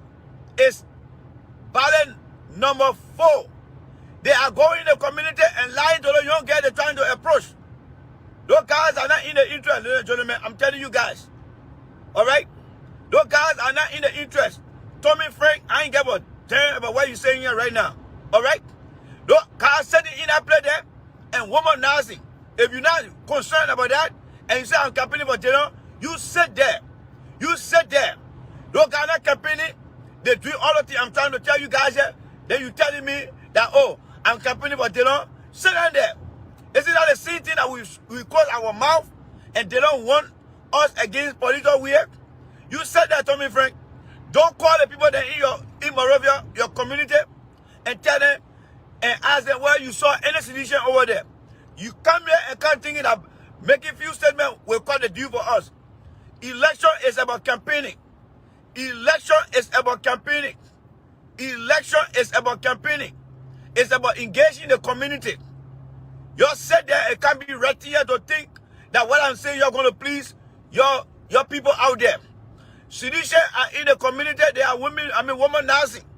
They are drinking. They are not carrying the message. Tifa is in trouble. Thomas Fala is in trouble. Can you imagine? Somebody is telling me that they don't even know the number for Tifa. They're telling them that Thomas Fala is number 5 on the ballot. Thomas Fala is not number 5 on the ballot. Thomas Fala is number 4 on the ballot. That has a lie to the people out there. No guy don't have Thomas Fala at heart. Let me tell you now. Some of those citizens, they are deceitful when they on their show. That's how they lie to the people over there. All I want to say is to tell the truth. To tell you guys the truth so that you can get to know the truth. Thomas Fala, you take time, no guy will put you on the bus that you will not believe it. Don't trust those guys, Thomas Fala. Don't trust those guys. Those guys will sell you out. Those guys will sell you out. They are lying to the people. They are womanizing to with the girls. They are not campaigning. If a lady want to come on my show tonight to tell me, but she said she afraid because she don't want to say her name and she don't want to make her voice. But she inboxed me. She told me that the guys are not coming in the community. Y'all go and ask them. The same thing Dr. Bede said from Nima County, it happening right in Masorado County. Right in Masorado County. Those guys are not campaigning. Those guys are not campaigning. They are womanizing. If you call yourself a true citizen, If you call yourself a true sedition, you better join me now with a few days left to tell Thomas Fala, tell Mr. Joe Weir that those guys are lying to them. Don't take my word for it. You go in the community. You go in the community and go ask those people there. Don't take my word for it. Don't take my word for it. Those guys are not campaigning for Thomas Fala. They are sitting, womanizing and drinking. And they will call the president, they will call Nathaniel McGill, and they will even call Thomas Fala and tell Mr. Fala that, oh, everything is all good. But when you ask them, who is the popular candidate right now? Who is leading? They cannot tell you. That to tell you that they're lying. They are lying. They're also not telling the people that they got former sedition. God Asif Atokwa, former CDC USA chairman, is in a race. He is going to take number from Thomas Fala. They got Sia Tonopoli, who is the daughter of the former senator called Sia Tonopoli. All right? They got Jemama Wolokoli, who is another breakaway from CDC. All right? Those people, they will take vote from us. Instead of the guy listening to us, they don't want to do it. They come here trying to attack me. I'm not in a race. I'm not in a race, folks. I'm not running. I'm not in a race. I'm just here to tell you that our effort will be wasted. Our time will be wasted. Just sit there and you're not listening. When your defeat comes, I will play the particular recording. When your defeat comes, I will play the particular recording. I will play it for a whole week. And it will sink in you. And I will dance every day and every time. Because what I'm saying right now, you're taking it for fun. That's the same thing what Noah was doing when God told you to build the ark. And there were people there that didn't care to listen to Noah. That's what I'm telling you now. Those guys, you will feel the pain. You will feel the pain and you will get to see the truth. You ignore me. Go ahead and ignore me. Those guys will bring shame to George Weir. They will bring shame to the party. And then they will want to play the blame game. Oh, the people this. There is no angry voter that cannot be talked to. Why it is true that those guys will vote, they voted against us, we must engage them in the community and ask them to forgive us. But they're not doing it. They are not doing it. Sedition are not doing it. They go in the community, they don't care to say hi to these people. I'm telling you guys, because I love that party, and I got to speak the truth, because I want to be on the side of history. When CDC go down, I want you to be there. I want you to be there.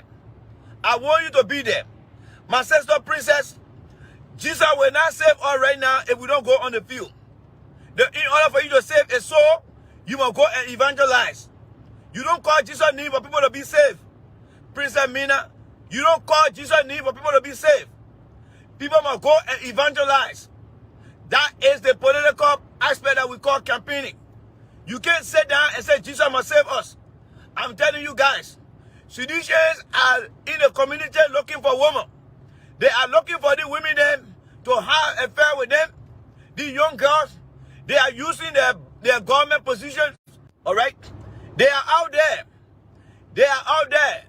My man Thomas Jones, I'm telling you, bro, thank you for joining. You are a concerned Liberian. You are a strong sedition.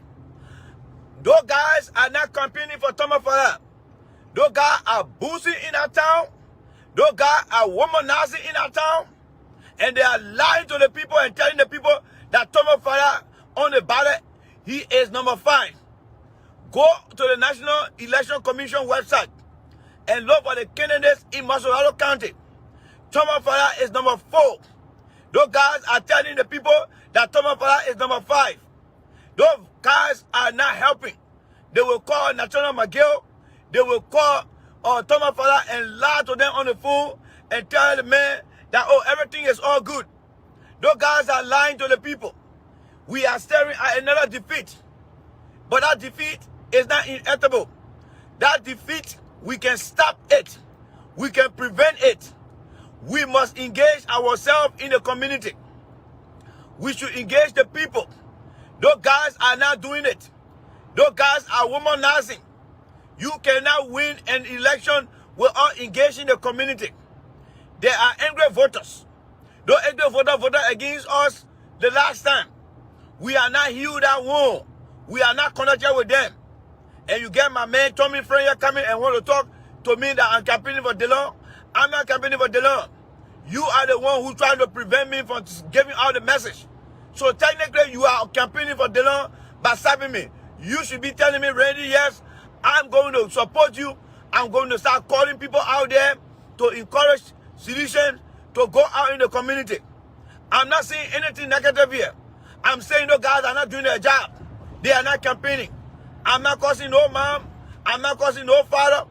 I am just making sure that those guys go out there. Citizens are not working hard. Citizens are womanizing.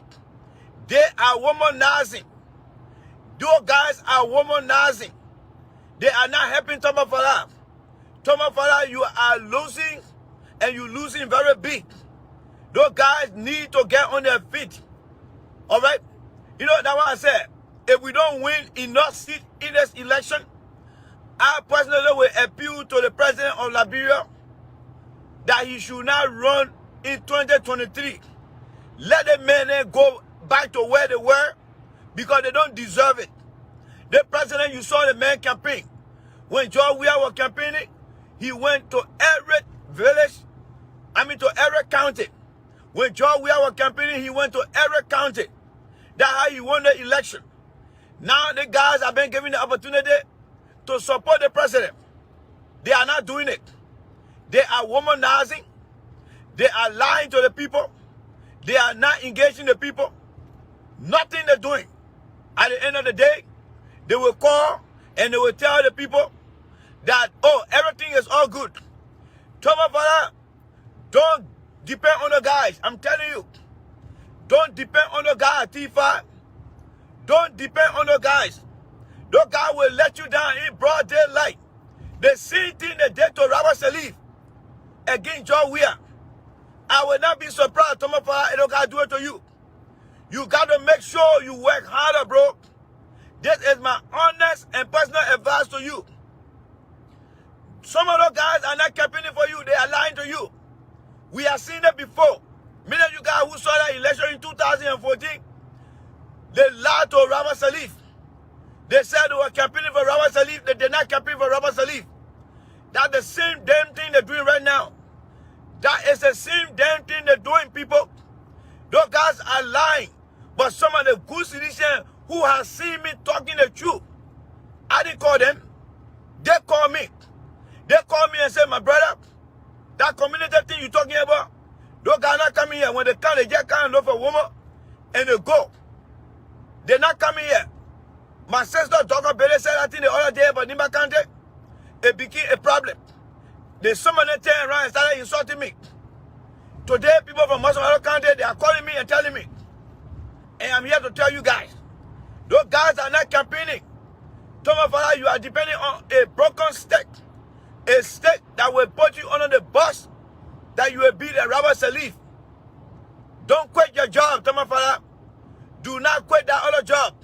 Because there is a likely possibility that you will return to that job. The Lord might likely beat us. Because the people you depending on, they will not help. They are not helping you. I'm telling you. I'm not here campaigning for Delon.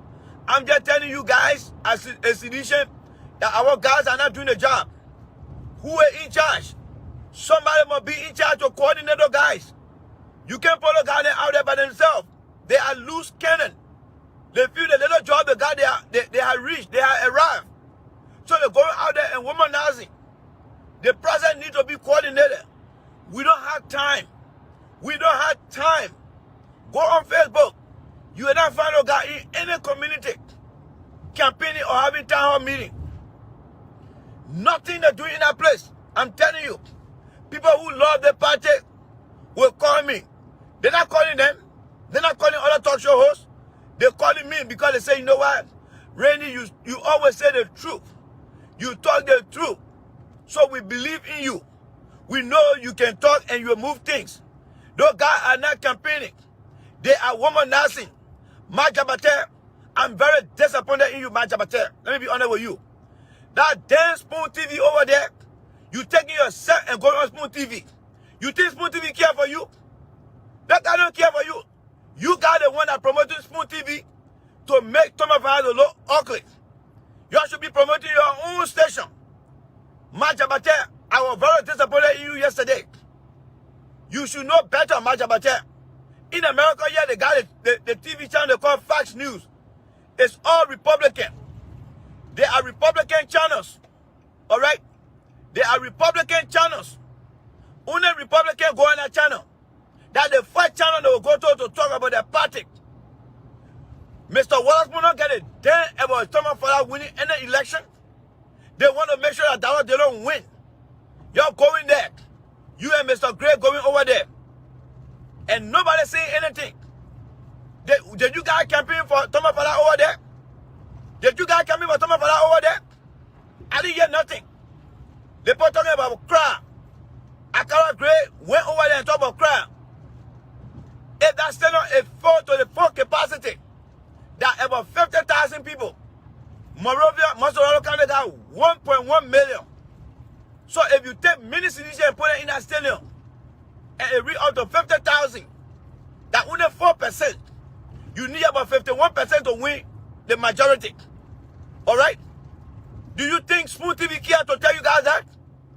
You think Ben Samuel will want for Thomas Farah to win?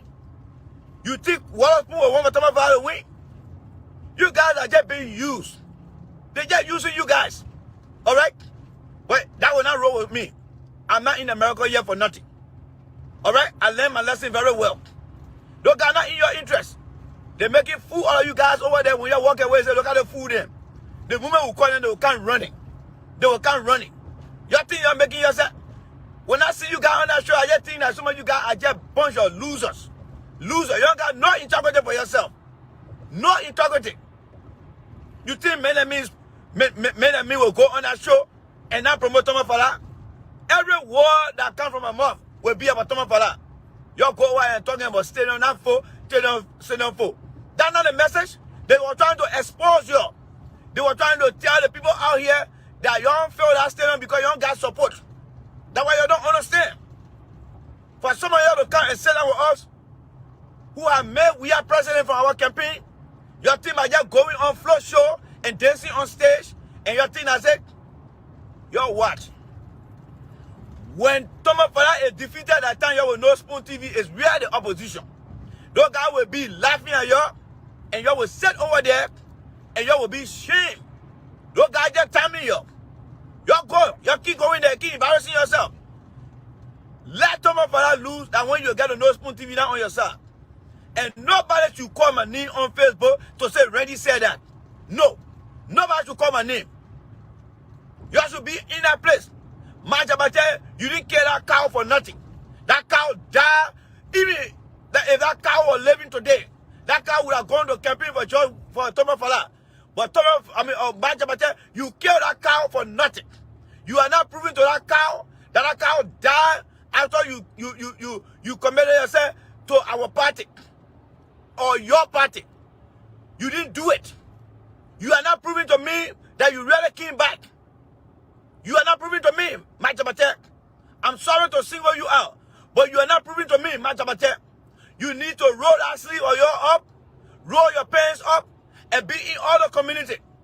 Canvassing for Thomas Farah to win. You are not doing it. You live in a celebrity life now. Everywhere you go, you want to be on TV. No. You made the TV to follow you, and now you going to the TV. That's how people campaign. Let the TV follow you. All right? You see when Cristiano Ronaldo, Messi, they're playing, they don't go to the camera. The camera go after them. Because the work they're doing, people want to bring them to light so they can get to know. You guys are not doing nothing in that place. You guys are a total disgrace. You guys are the one who will defeat Thomas Farah before we even go to the election. Because you guys have no confidence in yourself. You got no confidence. You should be on that field campaigning. All right? I remember one day, a very long day ago, a long time ago, Joe, we were at the Anthony Thomas Stadium. He was tapping the football with his feet. And one of the men said, but Papa, I can't see you for a long time. No, he said, Mama, That time we were playing active football. He said, Mr. We can see you for a long time. And we are responding to the guy. I said, my man, the 415 is my office. If you want to see me, you come to my office. I'm always on the field. Because Mr. Weir, at that time, his area was playing soccer. And if you want to see him, you go after him. You cannot be a Zoom leader. You cannot be a party stronghold. And you won't be running to Spoon TV to go sit down there. The campaign is in the community. Let Spoon TV follow you with a camera to see how well you're doing. And not going to the studio. You guys are just being fooled.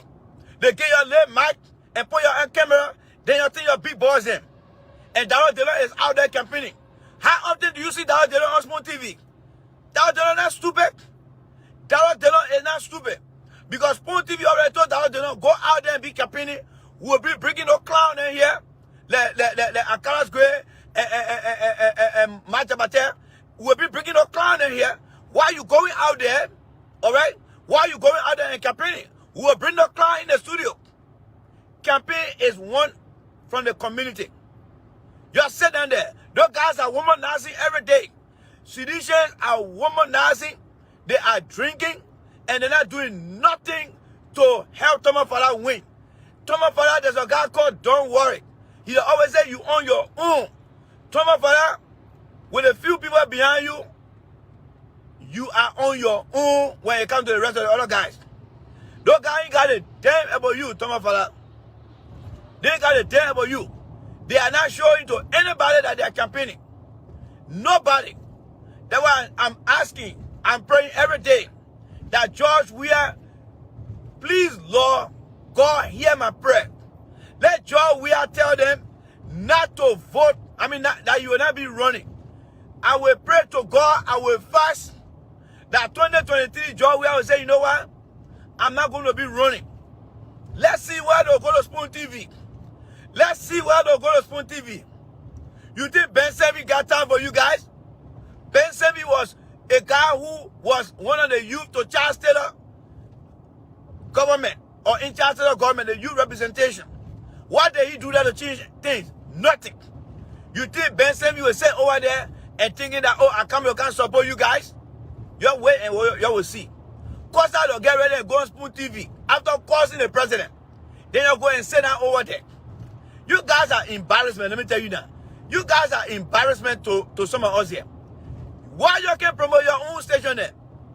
I don't know what to point. I don't know. But I will leave it to you all to judge him. Alright? But I will come back again with my message. We are losing. Some of them inboxing me photo. Seditionists are not campaigning for Thomas Fala. Sit in this election.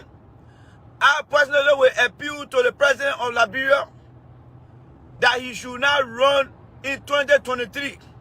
Let the men go back to where they were because they don't deserve it. The president, you saw the man campaign. When George Weah was campaigning, he went to every village. To every. Hi, I'm trying the video again. If you out there and you can't hear me, please just type Y for yes or YES so that I may know. Let me try here to see whether you guys can hear me, all right? I'm gonna have to find myself here and see. Let's see here. You guys can hear me. Yeah, I think you guys. Yeah, I can hear myself here now. So I think I should be good to go. Yeah, I think I should be good to go now. All right, I should be good to go here. Let me try to get some folks. If you don't mind sharing the video for me, I will appreciate that. But I would like to share it with few groups so that folks can join me here. It's not going to be long. As you can see the title out there, Constructive Suggestion and Advisory Warning to President-elect George Weah. I have some information through my suggestion to share with him. And I would like you guys to be part of this suggestion because it's going to be kept into the technology history so that whatever I'm going to say, whether it comes to fruition or it done, you guys will know that I once said it and you will be on record to prove whether I was right or wrong. So let me do something quickly here to the last group here, and then be able to start the whole thing, the ball rolling here. Okay, so I think I'm good to go. So again, I would like to thank everyone who have joined so far. My coming here is something special today. Usually it would be Tunis and myself on the CDC Our USA show, but today I decided to come solo because I have a personal message for President-elect Senator George Weah, not as a seditious, but this time around as a professional. Let me thank all seditious and all meaningful Liberians for supporting our peace process in our country. It showed to the world that we are making progress in the direction of becoming one of the successful democratic republics on the continent and in the world. And when I saw what Mr. Borka did yesterday, I was very amazed. Tears came down my eyes, because that was almost like in the United States, where the loser will send a concede message to the winner. Having said that, guys, I want to also thank all the citizens for standing very strong behind Ambassador Weah, now President-elect Weah, for the past 12 years. I mean, you guys are proving to be very strong in everything that you plan to do. And looking at Senator President-elect Senator George Weah to lead us in the direction we want to be. But here's what I have to say. I know you guys want to join me, but please just give me 10 to 15 minutes. I would like to say a few things so that we can have this conversation, please, because it's very important. I want you to get this point so that we can have this conversation. It's very, very important. So please just give me 10 to 15 minutes. Now, here is what I want to say to President-elect George Weah. Our people of Liberia overwhelmingly elected you as president. Now you are president-elect. Based on that, they have invested their interest in you, and they look forward to you leading them to some sort of good life. Is it going to be quick? Absolutely not. Here what it's going to take. It's going to take your platform with your vision and your goals to achieve whatever you want for the people of Liberia. That said, President-elect, you are not president for Madam Salif. You are not president for the coalition. You are not president for me, Randy. You are not president for Dave Kaye on here. You are not president for my brother Armstrong. You are not president for Sai Bangura. You are president of the Republic of Liberia, in which everyone that I named so far are part of that country. You now represent everyone within our country. What I think you need to start to look at first is the issue of reconciling the country. That should be the first step, and that should be done simultaneously. Second issue here is when it comes to how you place people in government. This is where my 4 suggestions are going to start. Suggestion number 1. I have 4 suggestions. So guys, I want you guys to listen to that. I have 4 suggestions. Suggestion number 1. I saw a lot of folks who came from other political parties to join you in our effort. I appreciate that. That's what I call partnership. The partnership with you in order to have you elected. Kudos to them. But the people of Liberia, in and outside the country, know the work ethics, know the scorecards of Mr. Eric Starter, Mr. Weston Finley, Mr. Glenwood McIntosh, Mr. Winston Toppet, Mr. Professor Suni. The people of Liberia know their scorecards. So suggestion number 1, I would suggest to you that those gentlemen I just named, they should be on your advisory board. They should serve as an advisor to you. The reason they should be in our role is because the people of Liberia have seen what they have done. They have what I would describe as their scorecard. They know their capabilities. So suggestion number one is to put those guys on your advisory board. Suggestion number two, when it comes to your cabinet and your directors, I want you to have that open vision, because right now there are a lot of people who have surrounded themselves around you, preventing other people from getting closer to you. That is not healthy. What is healthy is for you to have that portal between Liberian in the diaspora and local Liberian, because that will give you the opportunity to flex your understanding of how things should be done. Because why? Almost everyone in Liberia, you Ambassador, we know what their work ethics are, what are their performances. You know it all. Nevertheless, you can still bring them on board. That's it. When it comes to your recruitment process, I want you and your team, your transitional team, to be able to bring in and vet the best. Suggestion A on suggestion 2. Whoever you're going to select as your minister for any ministry, let that person doing your interaction with them or your team be able to come up with a 3 years vision plan for that ministry. 3-year vision plan for that ministry. The reason for doing that is to effect changes. That also goes to your directors. Whoever you're going to appoint as your director should also be able to come up with a 3-year plan to effect that agency performance. Why am I saying this? I'm saying this because I'm an analyst. President Johnson said it became a massive failure, which caused Booker to lose this election, because he had no record that Eddie Johnson said he was able to establish for the past 12 years, and it failed. And the reason for that is people handpicked people, whether it was in Liberia, whether it was abroad, and took them to President Johnson's relief. And all she did was to take them and put them in position without even asking them for their credentials. Now, still speaking about that credential, Mr. Eugene Fagon, if you don't know Randy, you're going to know me. I admire everything you did to Mr. Boyka. I'm a citizen, you're a citizen.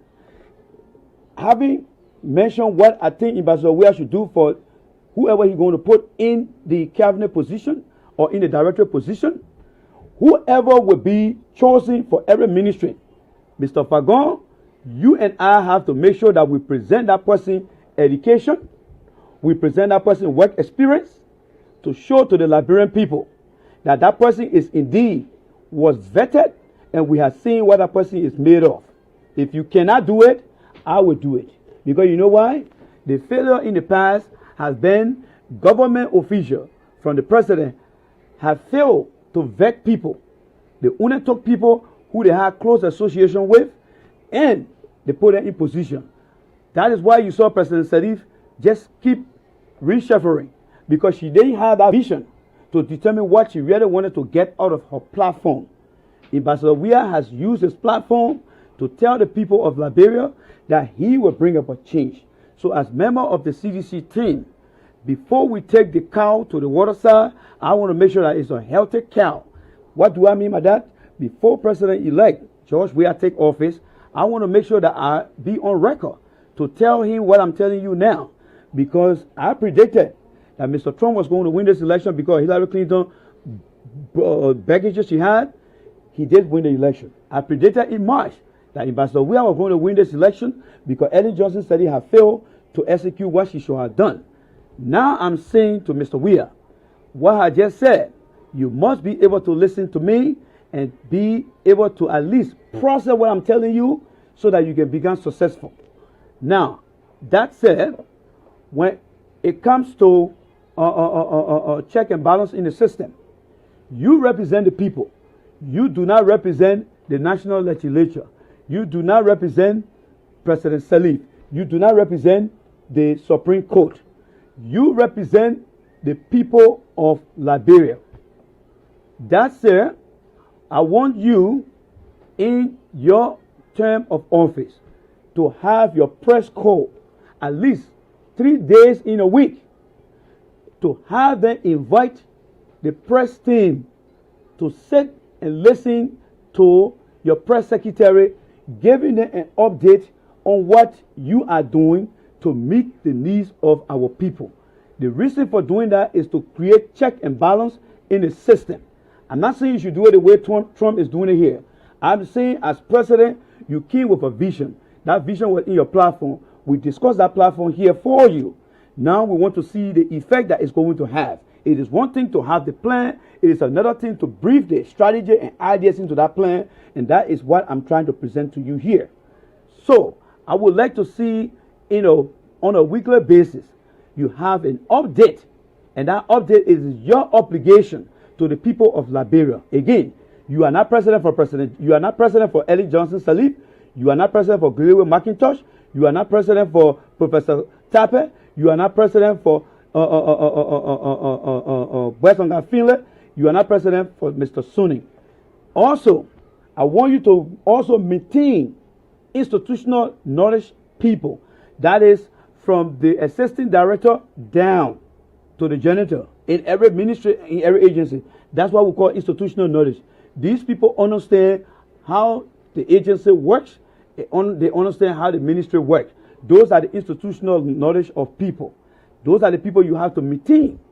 Now, when it comes to performance, I will also want you to have a council that will monitor all the performances of the ministers, your directors. The reason for doing that is to determine whether your goal is being achieved. Because when it comes the following year for you to give your State of the Nation address, each ministry should be able to outline to you what they have achieved from that goal they gave you, what are the challenges, and how are they going to solve this problem. During your inaugural speech also, Mr. President-elect, I don't want you to say, I promise to do this. No. So many leaders have promised and they have not been able to deliver. I want you to talk about solutions as to how you're going to find ways to improve the living standard of our people. Be able to say that in your speech. Do not say, I'm going to promise you, because history has shown that a lot of promises haven't been realized because people promise, but they don't plan before they promise. So please, I'm saying this because I was on my show with Tunis. We defended you, and this is the time now that I got to provide these constructive suggestions and warning to you. Failure to follow this instruction, Mr. President, you're going to go right back into the sea swamp, and the people are going to start criticizing you. And those who think that I'm looking for a job, you're going to see me because I will be here to providing constructive criticism about Ambassador Weah government. I am not saying this thing for you guys to hit me. I want for Ambassador Weah to succeed because I'm an individual who have been in so many places that I have been able to contribute to the success of wherever I work. That is why I'm saying this thing here. Now, when your ministers are confirmed and are given the opportunity to serve you within the first 60 days, they should be able to come up with that 3-year vision plan they gave you. They should be able to come up with a smart goal strategy that will tell you how they want to achieve those things. Take, for example, if you take somebody for the Ministry of Agriculture. Right now, we are importing pepper, all kind of crap that we can use on our soil. Liberia is not on the ocean where we don't have land. We have a vast land. So let the Minister of Agriculture, in his plan, be able to tell you how can he or she increase rice production, how can he or she increase like soybeans, corn, how can we turn those things into process in order to create production in our country. Because any country that continues to export raw material, it is not going to increase economic growth. So let them be able to do these things. Secondly, I was very disappointed in Madam Sirleaf when she took the Ministry of Planning and Economic Affairs and put that underneath the Ministry of Finance. That was wrong. Here's why. The Ministry of Planning is to project the economic strength of our country in terms of our resources. It is also responsible to determine the exponential growth of our population. That ministry should be a stand-alone ministry. They are also responsible to carry on planning in the rural areas that involve all the other ministry performance. That was wrong on Madam Sirleaf's part to do such a thing. So another suggestion to you is to be able to take that ministry out of finance and make it a stand-alone ministry. All right, that will be suggestion number 3. All right, on the check and balance system. Now, the final part here, the final suggestion to you, Mr. President-elect, is to be able to stay away from Madam Salif. You can listen to what she has to tell you, but you don't necessarily have to follow them. You must have open-minded people. You should bring in bright ideas, bright minds. There are many Liberians out here in America, in Europe, in Thailand, in Australia. Try to seek for these people. Look for them. Because the more fresh idea you bring into your government, they are not part of the traditional society of folks that include Mr. Tyler, Mr. Weston Finley, Mr. Winston Tapper, Mr. Greyway McIntosh. When you bring those folks out to join you, they are not going to work in your government. Some may want to work, some may want to consult. But the reason you bringing that idea together is to make sure that you get a refined decision that will help you. Because people that come from the outside coming with a lot of vision that they can give to you.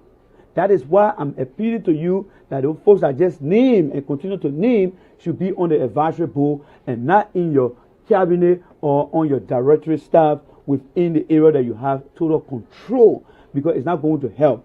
So again, Mr. Fagon, I want you to join me. Let us be able to show to the people of Liberia, to the critics of Ambassador Weah, that whoever he's going to select to serve in this different position, we need to make sure that that individual resume, because once you are in government, your record is public. There are certain records we cannot present, but things like your educational credential, your resume, your work experience, your ethics, these are things that I would suggest that we present to the people of Liberia. And the reason we're doing that is to assure them that Ambassador Weah is indeed making a very considerable choices of our people, so that when they start to perform and they don't perform well, whether it's Mobile Malu, whether it's Miguel, if they don't meet the performance level of your government, tell them, my brother, we can find somewhere else for you to perform. Because what you will be telling them is, I represent the people of Liberia. They expect more from me, but I have to strategize ways in how I can achieve the more they want from me by making sure that I put plan into action, and action deliver results, and result will be evaluated, and then we can continue to look for another performance to increase other area. So having said that, guys, I want to stop here because it's not something long. I just want to make sure that this message be shared with Ambassador Weah, because right now I have been here trying to support him. I cannot get to him. Thank God for technology. That this medium that we have to our advantage, someone in his circle will say, you know what, you might want to listen to this.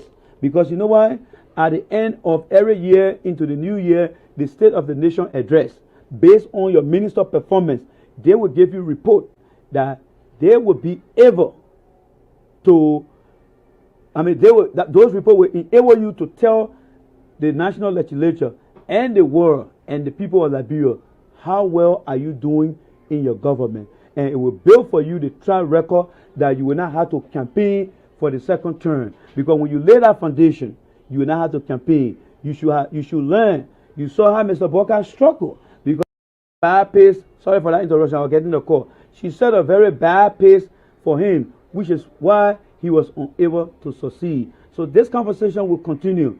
I will be on the platform by myself. If I see things happening in the Weah administration that does not affect changes, I will come back here and let you guys know about it.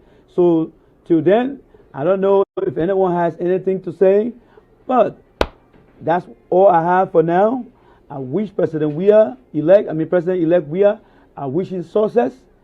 And I also want to make sure that you out there and myself, we should rally around by coming up with this suggestion so that his government can take heed to some of these suggestions. Because if he doesn't take any of these advices from us and things happen, then we will be on record. I will be on record, you will be on record.